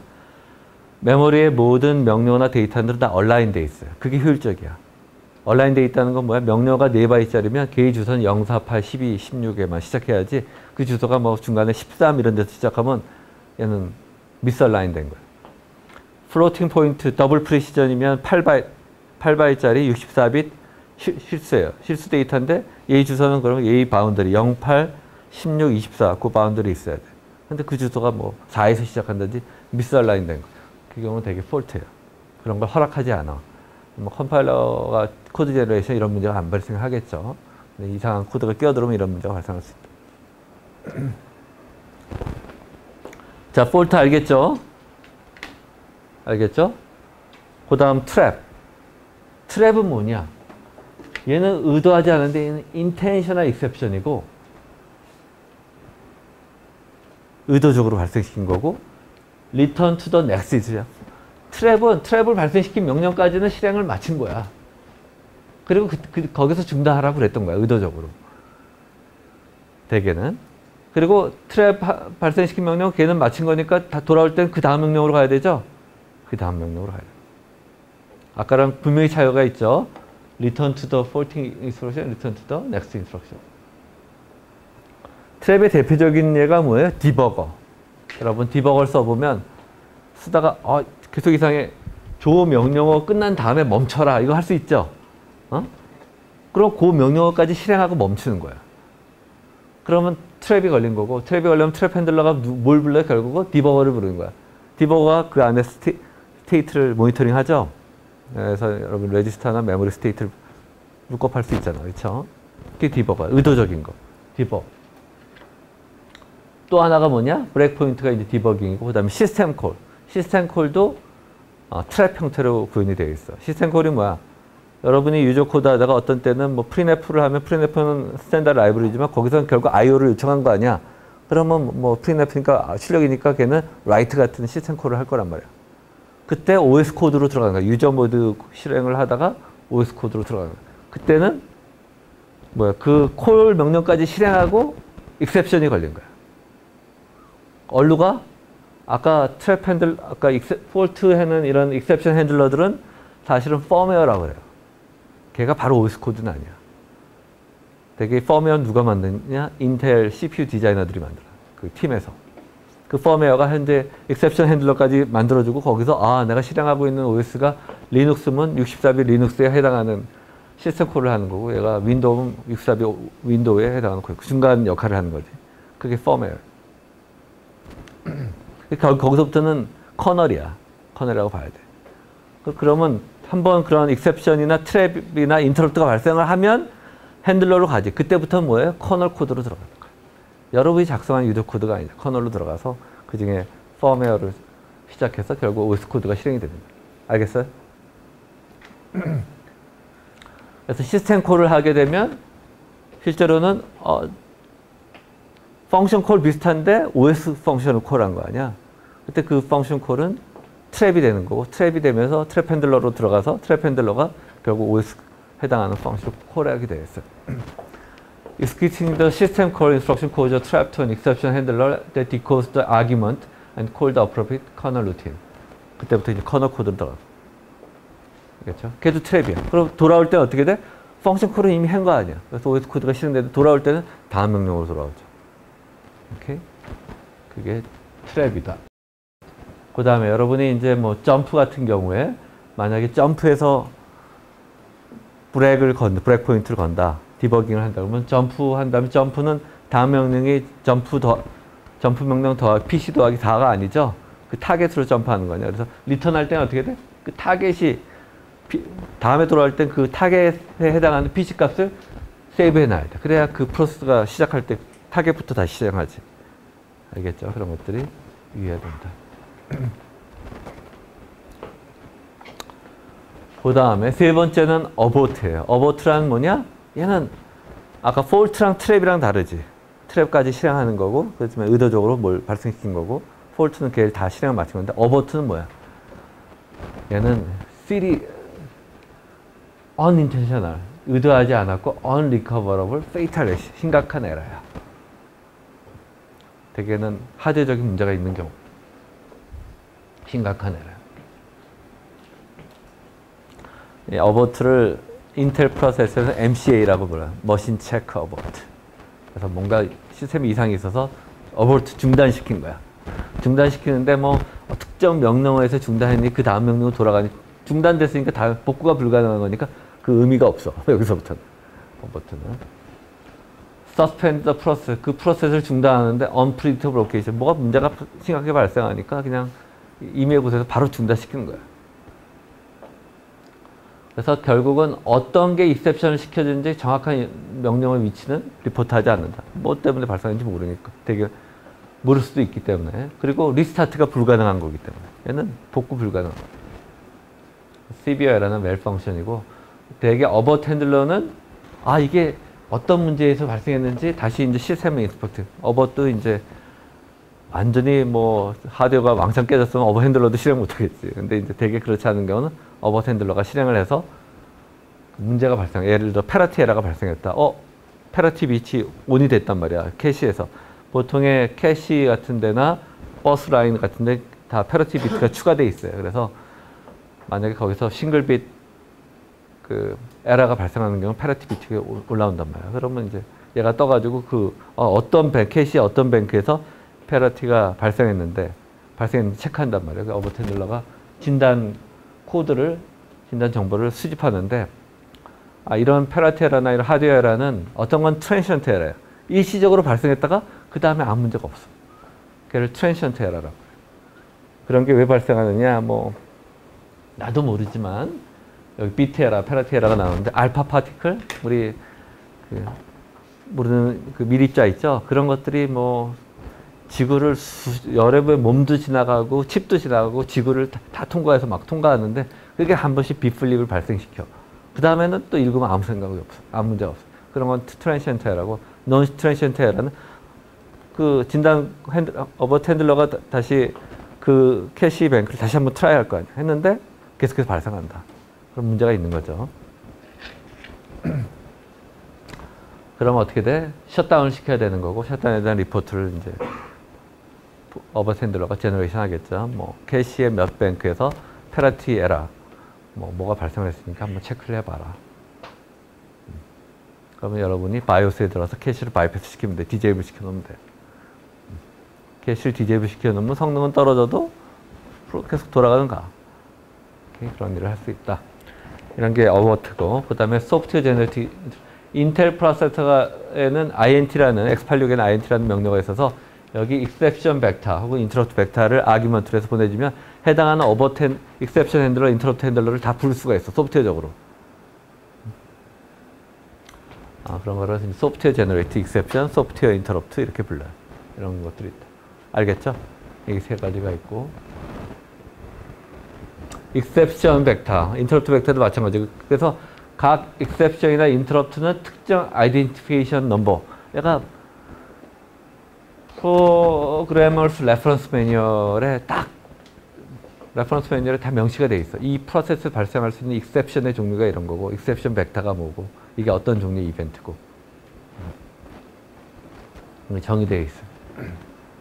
exception 프로시저는 만약 exception이 발생하면 어떻게 돼? exception을 발생시킨 명령, 얘가 fault라면 fault를 발생시킨 이후의 명령들은 어떻게 돼? 거기서부터 다시 실행해야 되잖아. fault handler 한 다음에 다시 실행해야 되니까 얘들은 flush, exception flash가 발생해서 취소시켜야 돼. 그렇죠? 그게 exception flush예요. 그래서 branch misprediction flush 발생하죠? 그렇죠? 나중에 branch prediction 한 거랑 실행한 거랑 결과가 다르면 flash가 발생한다고. 마찬가지로 exception flush, exception이 발생하면 exception을 발생시킨 명령어 그 뒤에 명령들은 다 날려보내. 다 어차피 다시 해야 되니까. 그 다음에 그 앞에 명령어들은 어떻게 돼요? exception, 얘가 fault야. fault 이전 명령은 다 끝나야 돼. 바로 스위치하면 안 돼. 얘가 끝날 때까지 기다려줘야 돼. 그게 drain이, pipeline, drain the pipeline. 그 전에 모든 previous 명령어들이 끝날 때까지 기다려줘야 돼. 걔들은 일단은 얘는 어차피 끝날 거야. 그럼 그때부터 놀 수 있지만 중간 단계에 있으면 안 되잖아. 그렇지? drain the pipeline. complete all outstanding write prior to the faulting instruction. 그 다음에 다음 실행할 명령어의 PC값을 기록해야 돼. 얘가 PC값이 PC 더하기 4일 수도 있고 점프인 경우 타겟일 수도 있고 그렇죠? fault는 이 fault를 발생시킨 명령을 다시 실행해야 되는 거고 트랩이면 그 다음 명령이 되는 거지. 그 다음에 이 exception handler가 하는 게 레지스터의 상태들, 스택 포인트를 포함한 모든 레지스터 상태를 세이브해야 돼. 왜? exception handler랑 OS 코드가 다 레지스터 파일을 또 사용할 테니까 미리 세이브해야 돼. 얘를 하드웨어 컨텍스트라고 하고 레지스터 파일의 내용을 이 컨텍스트를 자기 커널의 스테이트에 저장했다가 나중에 커널로부터 복구해. 벡터 더 인터럽트는 그 벡터, 인터럽트 벡터 혹은 익스텐션 벡터로부터 해당하는 핸들러 주소로 점프하는 거야. 되게 테이블 형태로 룩업하게 돼 있어서 금방 찾을 수 있어. 바로. 그래서 실제 인터럽트 서비스 루틴으로부터 명령을 패치해서 서비스한 다음에 돌아오면은 다시 아까 폴트나 트랩 발생한 명령 그 다음 명령으로 가서 실행을 하는. 알겠죠? 이런 일이 발생을 한다. 어차피 뭐 계속 할 수는 없으니까 10분 쉬었다가 다시 합시다. 자, 외부 인터럽트는 뭐 여러분이 다 그 학부 때 한 번은 배웠을 거라고 가정하는데 빨리 그냥 리뷰할게요. 그래서 얘는 아까 얘기했듯이 외부에서 발생한 이벤트니까 내부 프로세서 클락이랑은 완전히 상관없죠. 비동기적이고 외부에 의한 이벤트, I/O 디바이스들에 의해서 발생을 하고 얘는 명령어를 한번 명령어가 이제 익스큐션 끝나고 라이트백 할 때 라이트백에 들어가면 얘는 끝나는 거니까 그 사이사이 몇 사이클마다 체크하는 거예요. 몇 사이클마다 인터럽트가 그러면 익스큐션 끝난 거는 그 다음에 진행을 계속 하는 거고 거기서 그 전에 있던 명령들은 다시 시작해야 돼. 그래서 return to the next instruction, 현재 실행을 끝나고 그 다음에 이제 writeback 스테이지에 넘어가는 명령어들은 이제 가는 거고 그 사이에 그 사이클 끝난 다음에 체크해서 만약에 인터럽트가 발생하면 현재 그 전에 있던 명령어들은 다 플러시가 exception 플러시, 인터럽트 플러시가 발생하고 다시 시작하는 거고. 인터럽트는 크게 마스크 가능한 거, 인터럽트를 우리가 야, 날 방해하지 마 하고 잠깐 꺼놓을 수가 있어요. 특히 이제 크리티컬 섹션을 처리하는 한 가지 방법이 이렇게 인터럽트를 디제이블 시키는 거예요. 크리티컬 섹션이라는 게 중간에 다른 컨텍스트 스위칭이 발생해서 다른 코드가 중간에 들어오지 않게 연속적으로 실행할 수 있게 막아놓는 건데 인터럽트가 발생하면 클락 인터럽트 같은 경우는 클락에 의해서 컨텍스트 스위칭이 발생할 수 있거든. 그런 걸 다 디제이블 시켜놓는 건데 그 디제이블 시켜놓을 수 있는 인터럽트를 마스커블 인터럽트라고 그래요. 마스커블 인터럽트. 그래서 얘는 마스커블 인터럽트는 인스트럭션에 의해서 enable, disable 시킬 수 있고 되게 인터럽트 핀을 통해서 어서션 돼요. 그래서 CPU 핀 중에서 인터럽트 핀이 어서스되어 있으면 얘는 마스커블 인터럽트고 만약 disable 시켜서 얘는 무시하는 거예요. 나중에 처리하고 펜딩 상태로 있는 거고 뒤에 이제 non maskable 인터럽트 핀이 따로 있어서 얘는 중간에 disable 시켜서 꺼놓을 수 없는 중요한 인터럽트. 걔가 non maskable 인터럽트. 그 다음에 인터럽트를 발생시킬 때 되게 인터럽트 발생시킨 I/O 디바이스가 인터럽트 벡터를 버스, 여기 에이픽 버스라고 하거나 시스템 버스에다가 인터럽트 벡터를 올리고 이게 어떤 이벤트인지 알려주는 거지. 인터럽트 벡터를. 이런 것은 다 옛날 거니까 뭐 프로그래머 인터럽트 컨트롤러라는 옛날엔 칩이 있어서 얘가 시스템 버스에 그 인터럽트 벡터를 올려놓는데 이게 이제 옛날엔 그 VLSI가 굉장히 집적도가 낮았으니까 이게 다른 칩이었는데 요즘에는 I/O 디바이스마다 이런 인터럽트 컨트롤러가 따로 있고 그 다음에 거기 DMA 컨트롤러도 따로 다 붙어 있어요. 그래서 걔가 알아서 다 해.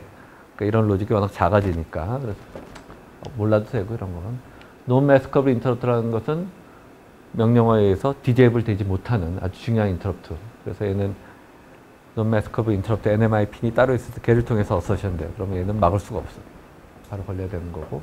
소프트웨어 인터럽트는 아까 INT 명령 이걸 통해서 인터럽트 익셉션을 다 부를 수가 있는 거고. 인터럽트도 동시다발적으로 발생하니까 우선순위가 있겠죠.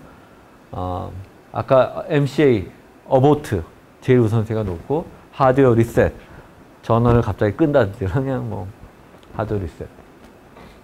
그 다음에 이제 이거랑 같은 게 거의 그 파워에 의한 SMI, 시스템 매니지먼트 인터럽트. 로우 파워 모드에서 여러분 저기 이 화면도 꺼지고 궁극적으로 CPU도 끌 수 있어. CPU가 끌 수 있고 여기 이니시 하드웨어 리셋 비슷한데 두 가지가 있는데 어떤 거는 끄면서 캐시를 플러시 한다는 게 거기 더티 라인들, 더티 블락들을 메모리에 쓰는 거야. 그러면 이제 완전히 여기에 나중에 지워져도 상관없는 거지. 근데 이제 플러시를 안 하는 거는 뭐예요? 얘는 캐시만 켜져 있는 거야. 플러시 안 하면 만약에 여기 가장 업투데이트 카피들을 가지고 있는 거죠. 그런 거는 파워가 계속 공급되지 않으면 잃어버리니까. 그래서 종류가 있는데 하여튼 뭐 그런 것들도 거의 요 다음 순위고. 트랩이라는 건 마친 거죠. 트랩은 그전 명령이잖아. 그래서 트랩이 우선순위가 높은 거고. 그는 그전 명령에 대한 거니까. 되게 인터럽트는 순서대로 처리한다. 익셉션이나 인터럽트. 시퀀셜, 우리가 386 같이 파이프라이닝이 없는 프로세서 하나씩 하죠. 그러면 명령어 순서대로 익셉션이나 인터럽트가 발생했을 거 아니야. 마찬가지로 파이프라인 프로세서, 아웃 오브 오더 프로세서에도 인터럽트는 시퀀셜 머신처럼 플로는 순서대로 발생시키는 게 프리사이스 익셉션의 기본 철학이에요. 그래서 트랩은 전면이니까 먼저 하고 인터럽트, NMI나 MI 이것들은 명령어랑 무관하게 비동기적으로 한 거고 얘는 그 사이사이 순서로 보면 프로그램 순서로 해야 되니까. 그 다음에 실행 스테이지에 있는 명령들의 폴트가 우선순위가 높다란 말은 얘가 프로그램 순서적으로 보면 우선순위가 더 먼저 있었던 명령어니까 얘를 먼저 처리해 줘야 된다는 거고, 그보다 파이프라인 스테이지 앞에 있는 것들은 그 다음에 들어온 명령어들의 걔 우선순위가 더 낮다는 얘기. 그래서 실제로 컴퓨터 시스템에서는 이런 인터럽트, 여기 얘기한 모든 폴트, 익셉션 이런 게 동시다발적으로 발생하고 어떤 순서로 할 것이냐의 우선순위를 로직하게 얘기합니다. 그래서 이런 만약에 우선순위가 낮은 걸 어떻게 하느냐? 아까 우선순위 높은 걸 처리한 다음에 거기서부터 다시 명령을 실행해서 다시 돌아가야 되는 거지. 재실행할 수도 있고, 만약에 패스가 다른 데로 가면 재실행 안 할 수도 있고.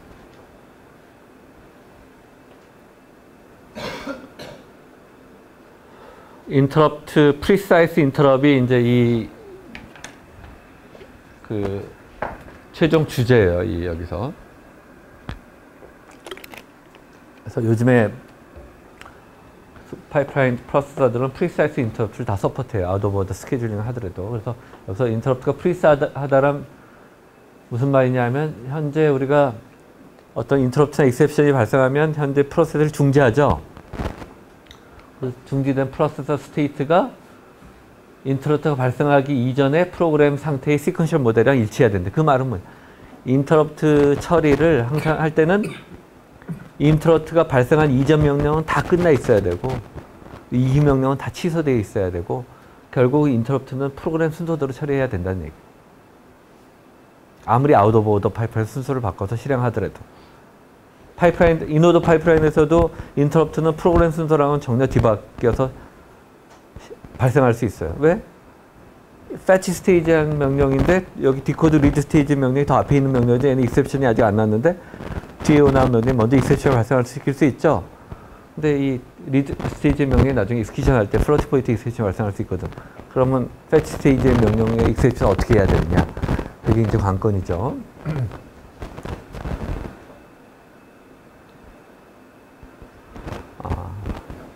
그래서 out of order 파이프라인에서도 exception behavior, precise exception을 지원해야 된다. 그 말은 뭐예요? 프로그램 이런 exception이나 interrupt들이 시퀀셜하게 실행했던 거랑 같은 순서대로 발생해야 된다. 내가 아무리 파이프라인이건 뭐 슈퍼 스케일러, 아웃 오브 오더 스케줄링을 하건 이거는 하드웨어 구조적으로 더 성능을 가속화하기 힘든데, exception이나 interrupt가 원래 의도한 순서랑 바뀌어서 막 발생하면 문제가 된다. 왜 문제가 돼? 만약에 fetch 스테이지의 exception을 먼저 발생시키면 어떻게 돼야 돼요? 그러면 이거 취소되고 나중에 exception이 발생해야 돼. 그러면 어떻게 돼? 이때 exception을 발생한다는 이전 거를 커밋할 때까지 기다려야 되는데,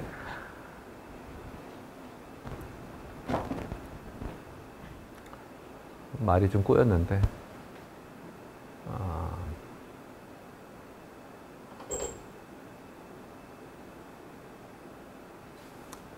이렇게 얘기합시다. 예를 들어 아웃 오브 오더 파이프라인 얘기를 해서 우리가 스케줄을 순서를 바꿔서 먼저 라이트를 하잖아. 근데 걔가 먼저 머신 스테이트를 업데이트하게 만들어놨어. 실제로. 그럼 어떻게 돼? 나중에 걔가 먼저 실행했는데 그 전 명령이 아직 실행이 안 돼서 걔가 실행했을 때 그 전 상태를 복구하려고 그러면 어떻게 돼? 퍼머넌트하게 업데이트한 거를 그 전 명령이 먼저 바꿔놓으면 복구할 방법이 없는 거야. 그러면 그 전 명령이 익셉션이 먼저 끝났다고 무조건 업데이트 해야 돼요? 머신 스테이트를? 함부로 업데이트하면 그전 익셉션이나 인터럽트 발생할 때 상태를 복구할 수가 없어. 그래서 리어드 버퍼가 필요해요. 리어드 버퍼에는 명령어의 결과를 임시로 저장해 놓은 장소예요. 왜? 그 전 명령이 익셉션이 발생했을지도 몰라. 그러니까 너 함부로 업데이트 하지 마. 잠시 보관해. 그게 리어드 버퍼예요. 알겠죠? 그런 일들이 발생을 한다. 프리사이스 익셉션 모델은 뭐예요? 모든 이런 인티저나 플로팅 포인트 익셉션은 폴트가 발생한 명령에서 발생해야 되고, 그 전 명령은 다 끝나야 되고, 뒤에 명령은 취소돼야 되고, 아까 얘기한 내용, 모든 익셉션은 프로그램 순서대로 발생해야 된다. 응? 아까 우리 이미 다 얘기했던 내용. 자, 인오더 파이프라인에서 첫 번째 보너스 문제. 자, 아까 폴트나 익셉션이 순서가 바뀌어. 익스터널 인터럽트 매 사이클마다 하니까 얘는 프로그램 순서랑 무관한 거니까 얘는 일단 뒤로 하고. 근데 폴트나 트랩이나 이런 어버트 같은 게 순서 없이 발생하잖아요. 그렇죠? 어버트도 뭐 어떻게 보면 어쩔 수 없는 거니까 그럼 바로 발생시키는 알지 모르고. 그렇죠? 어떻게 해야 될까? 파이프라인, 인오더 파이프라인 먼저. 프리사이스 익셉션 모델을 처리하려면 익셉션이 발생했을 때 그 이전 상태를 복구할 수 있어야 되고 그 이전 상태는 시퀀셜 모델에 따라야 된다는 거잖아요. 그렇죠? 그럼 아까 패치 스테이지에서는 인스트럭션 페이지 미스, ITLB 미스, 디코드 스테이지에서 일리갈 오프 코드, 그다음에 익스큐션 스테이지에서 플로팅 포인트 익셉션, 뭐 데이터 페이지 미스, DTLB 미스 이런 게 발생할 수 있는데 어떻게 처리해야 되지? 동시다발적으로 어떻게 처리하면 될까? 보너스 5점.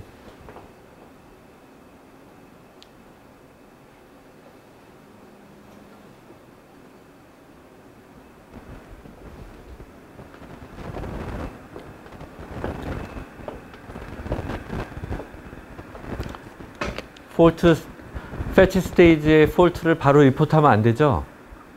그 전 명령이 아직 리포트도 안 했는데. 걔를 프로그램 순서대로 처리하려면 어떻게 해야 돼요? 여러분 같으면 어떻게 하겠어? 폴트를 발생시키면 막 뒤죽박죽 된단 말이야. 폴트 핸들러로 가야 되는데 그러면 그 전 스테이트를 기다리다가 그 앞에서 또 폴트가 발생할 수도 있고 안 할 수도 있고, 그렇지? 어떻게 해야 돼? 폴트가 발생하면 그 전 걸 다시 취소하고 왔다 복잡해지죠? 어떻게 해야 돼? 여러분 같으면 어떻게 해야 되겠어요?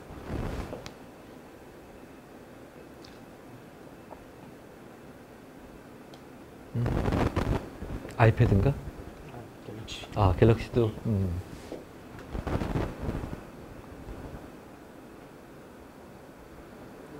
발생을 바로 처리하지 말고 라이브백 단계까지 기다렸다가 순서대로 처리. 라이트백에서 비슷한데 뭐 더 이상의 좋은 보너스 5점. 라이트백은 아니고 익스큐션 스테이지가 끝날 때까지 기다려. 그때 체크하는 거. 익스큐션 끝났어. 어차피 라이트백 스테이지로 넘어가면 얘는 드레인 하면 돼. 근데 그래서 폴트가 발생하면 폴트가 발생한 것들을 기록해놔요. 함부로 리포트하지 않고. 기록해나고 있다가 이 명령이 익스큐션 스테이지가 끝나고 난 바로 그 다음에 리포트하게 돼 있어요. 그러면 모든 명령어는 뭐야? 익스큐션 스테이지가 끝날 때 리포트하죠? 그러니까 결국은 익스큐션 스테이지 마지막에 라이트백 바로 하기 전에 리포트하니까 인오더 파이프라인에서도 익셉션 리포트는 순서대로 발생하죠. 프로그램 순서대로. 만약에 얘가 프리 오브 익셉션이면 라이트백에 리타이어 하는 거고 익셉션이 발생하면 플러시가 발생하는 거예요. 그 전 거는 끝나는 거고. 만약 슈퍼스케일러인데 익스큐션이 끝났는데 내가 여기 익셉션 발생했는데 이 앞 명령은 익셉션이 안 발생했어. 그럼 그 전까지는 리타이어 하는 거고 실행을 마쳤으니까 여기서 익셉션 플러시가 발생하는 거예요. 그래서 아이테니움의 익스큐션 파이프라인도 익스큐션 인티저 익스큐션 스테이지가 2스테이지 익셉션 마지막 10 스테이지 파이프인데 8, 9, 10이 뭐냐면 익스큐션, 익셉션, 라이트백이야. 그래서 이 익셉션 마지막, 익스큐션이 마지막, 라이트백 바로 하기 전에 리포트하게 돼 있다. 오케이? 그러면 인오더 파이프라인은 쉽죠? 인오더 파이프라인 그거만 하면 돼. 아웃 오브 오더 파이프라인은 더 복잡해. 그 전 명령이 익셉션을 레이즈하기 전에 뒤에 나온 명령이 머신 스테이트를 바꿔버릴 수 있어. 바꾸면 돼요, 안 돼요? 안 되겠지. 그러니까 어떻게 걔를 보관했다가 어떻게 하느냐가 이제 익셉션 처리고 이런 프리사이스 익셉션이 필요하다. 뭐 타이머 인터럽트나 뭐가 IO가 발생했을 때 뭐 이런 것들이 발생 때 이걸 처리하는 메커니즘이 다 익셉션이에요. 그리고 걔를 또 정확하게 해야만 우리가 시퀀셜 모델에 따른 그런 비헤비어를 유지할 수 있다. 자, in-order pipeline 그래서 all instruction pass through the pipeline in program order and exception conditions are reported in program order at the end of pipeline before the write-back stage. write-back 바로 전에 리포트하게 됩니다. 그래서 instruction modify the process state only when all previously issued instructions are known to be free of exception이 발생하지 않다는 거를 그 전 건 다 끝났어야 되는 거고 나도 free exception이 발생하지 않았네. 그 다음에 이제 write-back 할 수 있는 거야. 그러기 전까지 exception은 그 머신 스테이트를 업데이트하면 안 돼요. 기존의 CDC 6600이나 IBM 36091은 이걸 하려고 했더니 너무 복잡한 거야. 프리사이스. 그 전까지는 이런 스킴들이 개발이 안 돼 있었어요. 그래서 프리사이스 익셉션을 제공하지 못해. 익셉션 할 때 막 순서가 바뀔 수도 있고 막 이래. 여기는 약간의 문제가 있었던 거죠. 그 다음에 초기에 MIPS 프로세서. MIPS가 최초의 리스크 프로세서 중에 하나죠. 스탠포드 그레듀에이시 만들었다고 그랬죠. 이런 프로세서들도 익셉션 처리를 완벽하게 못했어요. 하지만 리스타트 가능했어. 어떻게? 소프트웨어적으로 얘가 이제 머신 디펜던트 스테이트를 그 시프트 하면서 원래의 파이프라인 스테이트를 복구하고 뭐 해서 다시 시작하고 하는데 효율이 떨어지겠죠. 이런 형태로 익셉션을 처리했는데 그동안 연구가 되겠다.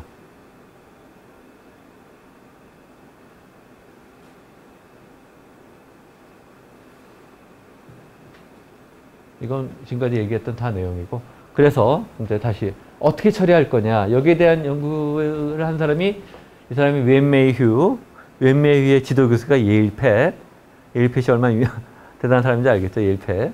그 다음에 리오더 버퍼. 이게 실제로 하드웨어 아웃 오브 더 스케줄 중에 모든 여러분이 쓰는 휴대폰, PC, 서버에 다 들어가 있어. 아웃 오브 버퍼. 다 아웃 오브 더 스케줄링 하니까 거기 누가 들어가요? 짐 스미스 대단한 사람이라고 그랬죠. 그 제자가 이제 트레이스 캐시며 했지만 사실 제자에서 아이디어가 나왔는지 그 교수의 아이디어인지 몰라. 되게 주니까. 그래서 이런 것들이 나와 있고 웬메이휴의 스킴은 사용이 안 됐고 실제로는 짐 스미스의 리오더 버퍼가 실제로 커머셜하게 사용이 됐어요. 그래서 이런 스킴들은 다 세 가지 스테이트를 관리해요. 세 가지 스테이트. 프리사이스 익셉션을 아웃 오브 더 파이프라인에서 지원하기 위해서는 머신의 스테이트는 세 가지 스테이트를 관리한다. 첫 번째는 인오더 스테이트. 얘는 뭐야? 퍼머넌트하게 완전히 끝난 스테이트야. The most recent assignment performed by the longest continuous sequence of completed. 완료된 명령어들의 최신 스테이트. 원래 레이서 파일은 완료한 내용들이 기록하게 되어 있고 그 전 것들은 다 오버라이트 되어 있죠. 이미 다 끝났으니까 다시 최신에 덮어쓴 스테이트로. 이게 인오더 스테이트야. 알겠죠? 그래서 아까 펜티움 프로 이그젬플 봤는데 펜티움 프로 이그젬플의 retired 레이터 파일이 인오더 스테이트예요. 얘는 완전히 리타이어한 명령, 다 끝난 명령어들의 스테이트를 가져가고 있고 중복적인 어사이먼트들은 그 전 거는 다 오버라이트 되어 있으니까 가장 최신 것만 있으니까 다 대치되어 있고 얘는 이미 다 끝난 명령어들에 대한 스테이트예요. look ahead 스테이트는 뭐냐? 얘는 아직 파이프라인에 남아있는 그리고 maybe exception이 있는지 없는지 아직 최종 검증이 안 돼. 그런 명령어들의 pending assignment. 그래서 all the pending assignment from the first uncompleted instruction to the end of the instruction. 파이프라인에 아직 리타이어하지 않은 남아있는 모든 명령어들의 pending 업데이트들을 보관하고 있는 스테이트가 look ahead 스테이트예요. 여기서 만약에 어떤 데스티네이션에서 두 개 있다면 두 개 다 관리하고 있어야 돼. 그렇죠? 얘는 리플레이스 오버라이트 할 수 있어 없어요? 안 돼. 왜냐? 중간 거는 얘를 쓰고 이 뒤에 건 얘를 쓸 거기 때문에 다 관리하고 있어야 돼. 이게 look ahead 스테이트. 아직 다 완료하지 않았어. 익셉션도 아직 다 몰라. 그러니까 임시로 버퍼링하고 있는 스테이트야. 끝났어. 끝난 스테이트죠. 이게 look ahead 스테이트. 알겠죠? 아키텍처럴 스테이트는 뭐야? 새로 명령어가 패치하고 디코드 돼서 이제 새로 리드 하려고 해. 얘는 가장 최신 값을 읽어야 되죠? 최신 값을 있으려면 만약에 look ahead 스테이트에 아무것도 없으면 retired later 파일에서 읽으면 돼. 하지만 look ahead 스테이트에서 있으면 어떻게 돼? 그 중에 가장 최신 값을 읽어와야 돼. 그렇죠? 얘는 새로 들어온 명령이니까. 그게 아키텍처럴 스테이트. the most recently completed or pending assignment to each register. 각 레지스트에 대한 가장 최근 업데이트. 하지만 루거이드 스테이트 포함해서 여러 개가 있을 수 있는 거지.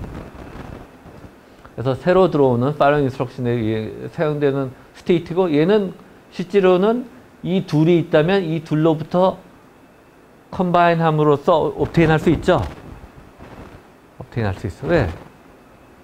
루거이드 스테이트는 되게 리어더 버프에서 관리하고, 리노더 스테이트는 레이터 파일에 있는데 쫙 스캔하면 이 중에 가장 최신 거니까. 여기 없으면 여기 거고, 여기 있으면 이 중에 최신 거가 아키텍처럴 스테이트죠. 그래서 여기 여러 스킨들이 있는데, 여러 스킨들은 그 중에 2개 스테이트씩 관리를 해요. 최소한 2개는 관리해야 돼. 그래야 나머지 하나를 복구할 수 있으니. 그걸 가지고. 그래서 체크포인트 리페어라는 게 웬메이휴의 버클리 PG CCS 아이디어고, 리어더 버퍼라는 게 짐 스미스의 CCS였고, 그 다음에 뭐 히스토리 버퍼, 피처 파일 이런 거 있는데, 피처 파일은 리어더 버퍼의 성능을 개선하기 위해서 나온 거고, 뭐 여러분이 다 알 필요 없고 이것만 알면 돼. 리어더 버퍼. 리어더 버퍼가 실제로 커머셜하게 구현이 되어 있다. 그래서 레이터 파일에는 인어더 스테이트, 완전히 끝난 명령어들 스테이트가 레이터 파일에 있고, 리어더 버퍼라고 하는 곳에 아직 끝나지 않은, 하지만 익셉션이 발생할지 모르는, 그래서 이미 임시로 저장하고 있는 최종 결과를 함부로 쓰면 안 된다. 그래서 리어더 버퍼에 써놔야 되는, 그게 리어더 버퍼에 있어. 그래서 리어더 버퍼의 아이디어를 보면, 레지스터 파일은 인어더 스테이트, 완전히 끝난 스테이트 가지고, 리어더 버퍼가 아까 루거이드 스테이트를 가지고 있죠. 가지고 있어요. 그럼 아키텍처럴 스테이트는 어떻게 해요? obtained by combining inother and 리어더 버퍼랑 레지스터 파일 중에서 가장 최신 거를 찾아내면 그게 아키텍처럴 스테이트죠. 알겠죠? 그 다음에 싱글 레지스터에 대해서 멀티플 어사인먼트가 존재할 수 있다? 왜? 리어더 버퍼는 펜딩 어사인먼트인데 같은 데스티네이션을 가진 아웃오버드 익스큐션 허락하자, 우리 레이서 리네이밍 하면. 그런 것처럼 그중 여러 개가 존재할 수 있죠. 리어더 버퍼는 FIFO Q 형태로 되어 있다. 그래서 인스트럭션 이슈 스테이지가 어떻게 바뀌냐. 원래 이슈에서 인스트럭션 윈도우나 레저베이션 스테이션으로 보내잖아. 그렇죠? 근데 동시에 리어더 버퍼에도 보여요. 인스트럭션은. 그러면 리어더 버퍼는 프로그램 순서대로 관리하고 있는 거죠. 이슈가 프로그램 순서대로 발생할 수 있으니까. 그러면 뭐야? 리어더 버퍼는 그렇게 관리하고 있다가 맨 걔가 가장 오래된 명령이 됐을 때 그때 리타이어 하는 거예요. 그러면 리타이어 한다는 것은 모든 시작 아웃오버드 익스큐션을 해도 리타이어는 프로그램 순서대로 리타이어 하는 거고, 파이프로 관리했으니까. 익셉션도 걔가 마지막 명령일 때 리타이어 할 때 익셉션이 리포트 되니까 익셉션도 프로그램 순서대로 리포트 되겠죠. 그래서 리어더 버퍼도 사실은 우리 처음에 생각할 때 굉장히 어려웠잖아. 아, 이거 어떻게 하지 하는데 아이디어는 굉장히 단순하고 직관적이에요. 순서대로 관리하겠다. 이슈 스테이지에 인스트럭션 윈도우랑 리어더 버퍼 동시에 보내는 거예요. 파이프 순서로 관리한다. 왜냐면 인스트럭션이 디코드 될 때, 디코드 되면서 이슈 될 때 리어더 버퍼의 탑 엔트리, 즉 파이프 Q의 테일에 엔트리가 얼로케이션 되고, 만약에 인스트럭션이 컴플리트 하면 결과는 그 엔트리에 임시 저장하고 있다. 알겠죠? 인스트럭션 디코딩 or issue stored if there is no real. 아까 인스트럭션 윈도우나 리저베이션 스테이션에 엔트리가 없어도 이슈 스테이지에 스토리 발생하죠. 마찬가지로 리어더 버퍼에 엔트리가 없어도 스토리 발생. 리어더 버퍼 꽉 차면 보낼 수가 없는데. When the entry reaches the bottom, 그 엔트리가 바텀에 갔다는 것은 파이프 순으로 했던 맨 밑에 가장 오래된 명령이 된 거야. 아, 얘는 이제 나는 리타이어 할 준비가 돼 있는 거야. 나보다 더 오래된 명령은 없어. 그렇지? 하지만 아직 리타이어 안 했어. 그때 it is written into the register file if there is no exception. 나 exception 아무것도 없었네? 그럼 리타이어 할 수 있는 거야. 그럼 퍼머넌트하게 inner state register 파일을 쓰는 거죠. 오케이? 만약에 인스트럭션 근데 마지막 바텀에도 갔어. 근데 얘 아직도 안 끝났어. 오래 걸리는 거다. 뭐 캐시 미스가 발생. 그럼 어떻게 돼? The reorder buffer entry does not outweigh until the instruction. 걔가 마지막인데 걔를 앞서서 뒤에 게 먼저 리타이어 할 수는 없어요. 그래서 걔는 거기서 리어더 버퍼는 거기서 멈추고 있어야 돼. 그렇죠? If there is exception. exception이 발생하면 뭐예요? 리어더 버퍼 컨텐츠 디스카드. 만약에 얘가 이제 마지막 명령인데 익셉션이 발생하면 익셉션은 리어드 버퍼 엔트리에 마크만 해둬야 돼. 거기 어떤 종류 익셉션이 발생. 그 다음에 걔가 마지막 명령이 됐을 때 익셉션을 리포트하고 익셉션이 발생하면 리어드 버퍼 엔트리는 다 플러시 되는 거야. 플러시 되고 결국은 레지스터 파일의 인오더 스테이트에서부터 다시 출발하는 거지. 그래서 익셉션이 발생할 때 PC 값을 제공해야 되잖아. 다음번 폴트면 폴트 발생시킨 명령, 트랩이면 다음 명령. 그래서 이 리어드 버퍼의 각 엔트리는 PC 값을 가지고 있다. 그래서 걔가 이제 익셉션이 발생할 때 세이브할 PC 값이 되는 거죠. 익셉션이 발생하면 리어드 버퍼의 엔트리의 익셉션 포인트를 로케이션해서 거기서 기록해 놓고 그 뒤에 명령을 이제 리셋해야 되는 건데 지금 플러시 할 필요는 없지. 걔가 바텀에 갔을 때 플러시 하면 되는 거고. 브랜치가 발생했을 때 어떻게 하느냐? 브랜치는 사실은 레지스터 파일을 라이트 해야 안 해요? 안 해. 하지만 얘도 마찬가지로 엔트리 얼로케이션 한다. 왜? 브랜치 미스 프리딕션이 할 때 리어드 버퍼에서도 플러시가 발생해야 되거든. 어디서부터 플러시를 해야 되는지 알려면 브랜치도 엔트리를 가지고 있다. 그래서 allocate reorder buffer entry for each branch, even though branch does not produce result on a branch misprediction. 전체가 플러시 되는 게 아니라 그 브랜치 그 이전 것들은 그대로 관리하고 있어야 되고 그 이후 것들이 플러시 되는 거죠. 알겠죠? 어려울 것 같은데 쉽지? 쉽죠. 이렇게 쉽게 구현할 수 있어요. 근데 처음에는 이게 어려운 문제였다. 그래서 모든 게 처음은 다 어려운 거예요. 처음 어려운데 하고 나면 쉽다. 여러분이 하고 있는 우리 연구실에서 하고 있는 인도와 로컬라이제이션 지금은 어렵지. 지금은 여러 가지 있지만 이제 하고 나면 쉽다. 지금 빨리 해야 돼. 그래서 처음이 어려운 거예요. 이거는 뭐 옛날 디자인이니까 알 필요 없고 리어드 버퍼의 문제점은 뭐냐? 어소시에이티브 룩업, 아키텍처럴 스테이트를 제공하려면 새로운 명령이 이슈할 때 그 어떤 레이터를 읽어야 될 거 아니야? 읽으려면 그 리어드 버퍼를 쫙 스캔해서 그 중에 가장 최신 걸 찾아야 되죠. 근데 이게 이제 시간이 걸릴 수 있고 이게 문제가 될 수 있어서 이걸 해결할 수 있는 방법이 퓨처 파일이에요. 퓨처 파일은 짐 스미스가 이미 자신의 논문에서 제안하고 있어요. 아키텍처럴 스테이트를 미리 만들어 놓으면 퓨처 파일, 미리 항상 최신 스테이트를 관리하고 있으면 룩업 할 필요가 없죠. 그래서 퓨처 파일이라는 것을 미리 메인테인하고 있으면 이런 문제를 해결할 수 있다. 그래서 이거는 둘 수도 있고 안 될 수도 있는데 보통 리어드 버퍼에서 두지 않아. 두면 뭐 성능이 좀 더 나아지겠지. 하지만 좀 더 커지겠죠. 그 다음에 리어드 버퍼가 어차피 프로그램 순서대로 명령어들을 관리하고 있으니까 인스트럭션 윈도우도 두 가지 옵션이 있어요. 프로그램 순서대로 관리하는 방법, 인스트럭션 윈도우를 순서에 관계없이 하는 방법. 순서대로 하려면 매번 디스패치 할 때마다 얘가 콜랩스가 일어나야 돼. 그쵸? 빈칸이 빠진 콜랩스 해야 돼. 그게 하드가 복잡해지잖아. 근데 얘가 어차피 순서를 관리하고 있으니까 이걸 굳이 이렇게 할 필요 없지. 그래서 순서 관리하지 않고 그 새로 이슈할 때마다 순서에 관계없이 빈 엔트리에다 이슈할 수 있죠. 그래서 대개는 그렇게 구현을 해요. No need to keep instructions ordered in instruction window. 왜? 얘가 이미 관리하고 있으니까 얘는 그 상태라. 그러면 중간중간에 이렇게 그 컴프레션 할 필요는 없어지는 거죠. 그래서 실제 리어드 버퍼가 이러이러한 여러분이 알 수 있는 이것뿐만 아니라 요즘에 그 ARM, 액시너스 칩, 뭐 여러분의 A12에 있는 그 애플의 ARM 리스크 프로세서 여기 다 리어드 버퍼가 들어있어요. 80년대 말에 나온 아이디어지만 아직까지 커머셜하게 들어있는 거죠. 그래서 아웃 오브 오더 스케줄링은 60년대 나왔죠. 토마스 로 알고리즘. 이런 논문들 여러분이 하나를 컨트리뷰션 해놓으면 앞으로 몇십 년간 아키텍처에 사용이 될 수 있어요. 알겠죠? 다 사용되고 있다. 요거 마저 하고 저 앞으로 갑시다. TLB 미스, PTAB 엔트리 미스, 페이지 미스가 어떻게 다르냐. 내가 이제 좀 시간은 충분할 것 같아요. 가속을 좀 하고 있었는데 TLB 미스는 TLB 안에 엔트리가 없는 거. PT 미스는 TLB 안에는 없는데 페이지 테이블 엔트리가 보통 메인 메모리에 있을 수가 있죠. 이러면 빠른데 메인 메모리에도 없을 때 그걸 우리가 구별하려면 PT 미스라고 하고 페이지 미스는 인스트럭션이나 데이터가 없을 때 페이지 미스. 얘도 페이지 미스의 한 종류야.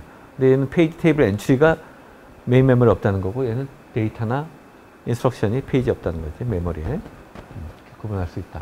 자, 이그젬플 봅시다. 여러분이 펜티움 4가 있고 얘가 3-way 슈퍼스케일러 20스테이지 아웃 오브 파이프라인이에요. 매 사이클마다 인터럽트 익셉션 리포트 해야 되는데 딱 봤더니 ITLB 미스, DMA부터 외부 인터럽트, 브랜치 미스 프리딕션이 동시에 발생했어. 어떻게 처리해야 될까? 자, 보너스 5점. 여러분 이제 공부했어. 어떻게 처리해야 돼?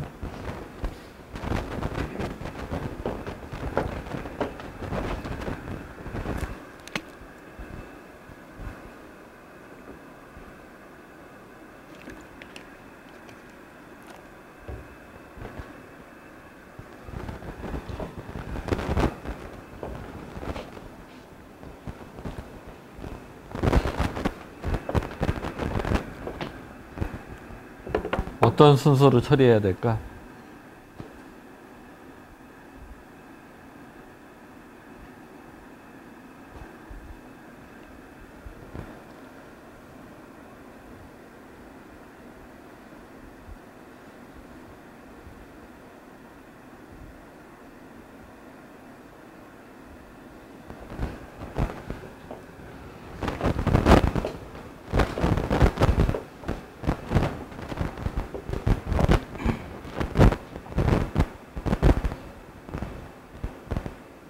벤치 미스 프리딕션은 미스 프리딕션이랑 판단을 했다는 뜻이에요. 익스큐션 사이클에 어떤 명령이 브랜치 미스프리딕션이 발생한 거야. 익스큐션 했는데 아까 프리딕션 한 결과는 다른 결과가 나온 거지. 플러시 해야 되잖아. 근데 어떻게 해야 될까 이때? 순서가 어떤 것부터 먼저 처리해야 되지?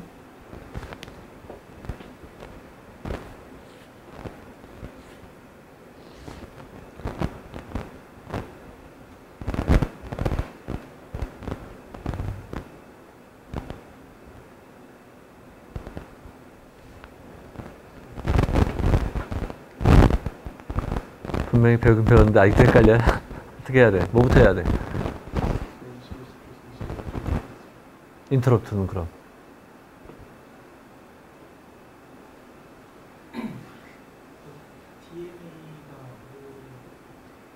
DMA가 뭔지 몰라? 아, 이건 학부에서 다 배웠어야지. DMA는 뭐냐면 디렉트 메모리 액세스. 과거에는 디스크로부터 메모리로 가져올 때 메인 메모로 페이지 믹스가 일어나면 페이지를 읽어올 거 아니야? 어떻게 했냐면 DMA를 안 쓰게 되면 프로세서 내부 레지스터로 그 결과를 명령 하나씩 읽어가지고 그 다음에 프로세서가 메모리에 라이트를 했어요. 근데 그러면 프로세서가 그 I/O 디바이스랑 같이 워킹하니까 굉장히 느려지죠. 디렉트 메모리 액세스라는 것은 디스크가 CPU랑 무관하게 독립적으로 페이지 트랜스퍼를 하는 거야. 그러면 CPU는 페이지 미스가 발생하면 코드 자체에서 어떻게 되냐면 DMA 셋업을 해서 DMA 안에 카운트가 있고 그쪽에 메인 메모리 주소, 디스크의 주소가 있어요. 그래서 디스크 주소 어디를 메인 메모리 주소로 몇 바이트를 트랜스퍼 해라 하고 카운터를 셋업해 놓으면 거기 디스크에 있는 DMA 컨트롤러가 계속해서 그 카운트가 0이 될 때까지 페이지 트랜스퍼를 해줘. 그러면 CPU는 다른 작업을 할 수 있거든. 그러니까 IO 디바이스가 독립적으로 하는 거예요. 그래서 DMA를 과거는 DMA 컨트롤러가 따로 외부에 있어서 얘가 디스크랑 연결해서 얘 IO를 도와줬었는데 요즘에 DMA 컨트롤러 자체가 요즘에 뭐 로직이 작아지니까 디스크 안에 그 DMA 컨트롤러가 있어. 걔가 독립적으로 디스크가 알아서 트랜스퍼를 하는 거지. 무슨 말인지 알겠지?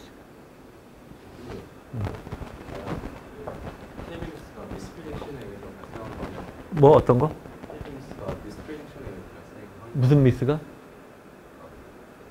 ITLB 미스? 그러면 프리딕션에 의해서 해당 명령이 플러시되면 테이블리스트도 사라질 수도 있어요. 사라질 수 있는 거지. 그러니까 ITLB 미스는 실제로 발생할 미스인지 아닌지 몰라. 그러면 브랜치 프리딕션 먼저 하고 그래도 여전히 테이블리스트가 있으면 테이블리스트 처리하고 마지막 인터럽트 마지막에 해.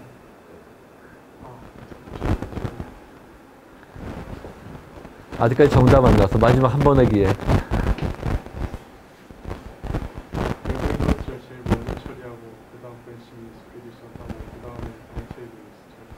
장래 보너스 5점. 아까 우리 우선순위 그래서 이게 이런 게 헷갈릴 것 같아서 우선순위를 줬죠. 아, 어디 있지? 넘어갔네. 인터럽트 먼저, 그 다음에 폴트. 다음. 인터럽트라는 건 어떻게 보면 트랩은 그 전에 끝난 명령인데, 트랩은 끝난 명령이지만, 인터럽트라는 것은 어싱크러너스하고 그 명령어 사이사이에 발생하는 거예요. 바로바로 처리해 줘야 돼. 그래서,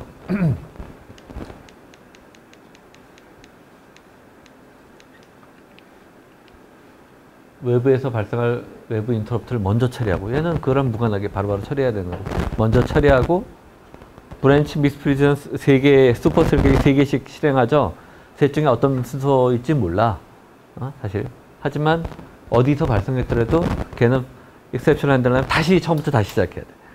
미스프리딕션이 일어나면 그때 플러시를 해줘야 되는 거고, ITLB 미스는 기록만 해두는 거고, 얘도 리포트 하지 않아요. 왜? 모든 익셉션은 프로그램 순서대로 발생한다고 그랬잖아. 프로그램 순서상 브랜치 미스프리딕션이 먼저죠. 그 한 다음에 그래서 ITLB 미스는 기록만 해놓고 나중에 걔가 어떤 때는 아까 미스프리딕션 돼서 다른 패스에서 실행이 되면 걔는 아예 없어질 수도 있고, 걔가 이제 그 패스로 다시 실제로 실행이 되면 실제 걔가 마지막에 리타이어 할 때 그때 이제 리포트가 되는 그 순서로 한다. 이렇게. 자, 다시 아까 이그젬플로 갑시다.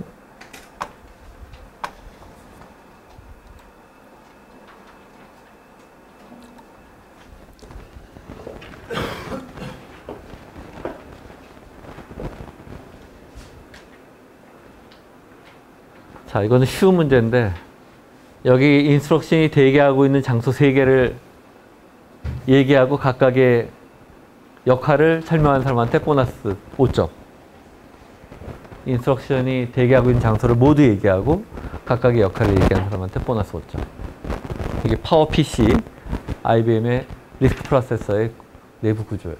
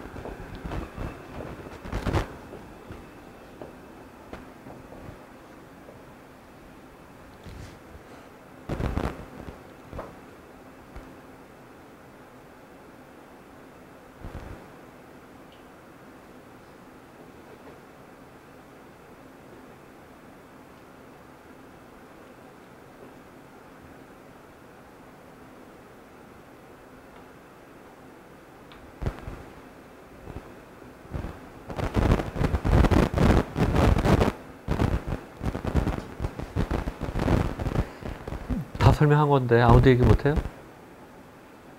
뭐가 있지?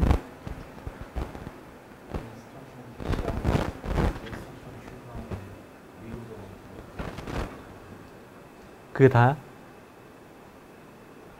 C랑 Q랑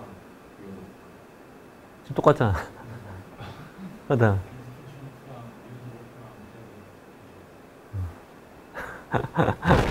다들 이제 좀 알았을 것 같은데. 정답, 보너스 5점. 아까 인스트럭션 캐시 파워는 4군데네. 인스트럭션 캐시에도 있겠지만 여기 인스트럭션 Q가 있죠. 얘는 프론엔드랑 백엔드를 디카플하는 버퍼예요. 그래서 여기 패치 유닛에 캐시 말고 여기 브랜치 프리딕터도 여기 안에 있을 거고, 브랜치 타겟 버퍼도 있을 거고, 요게 그 다음에 인스트럭션 Q는 패치에서 가져오면 인스트럭션 프론엔드랑 백엔드를 디커플하는 에이드 엔트리 Q가 있죠. 저게 있으면 성능이 좋아진다 그랬죠. 디커플 시킬 수 있어서. 그리고 얘가 디스패치라고 부르는 거는 레저베이션 스테이션에 이렇게 보내잖아. 보내는 걸 디스패치라고 부른 거야. 원래 뭐라 그랬어요? 보내는 걸 이슈, 백엔드 보내는 걸 디스패치라고 하는데 논문에 따라서는 뒤바꿔 쓰기도 한다고 그랬잖아. 이 파워 PC 설계한 사람들은 저렇게 뒤바꿔서 부른 거예요. 알겠죠?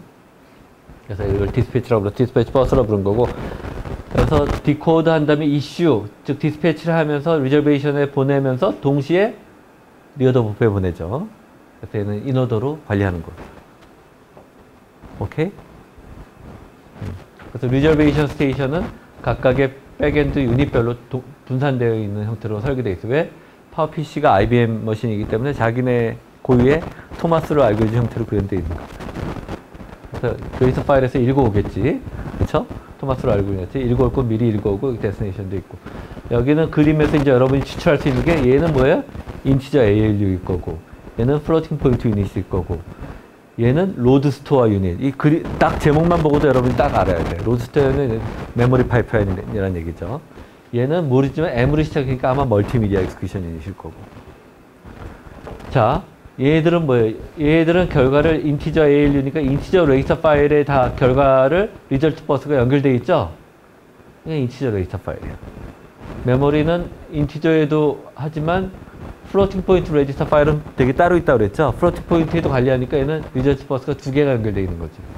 결과가 리저베이션 스테이션으로 라이트 되면서 동시에 이 레이터 파일에도 플로팅 포인트 레지스터 파일도 라이트 되는 거죠.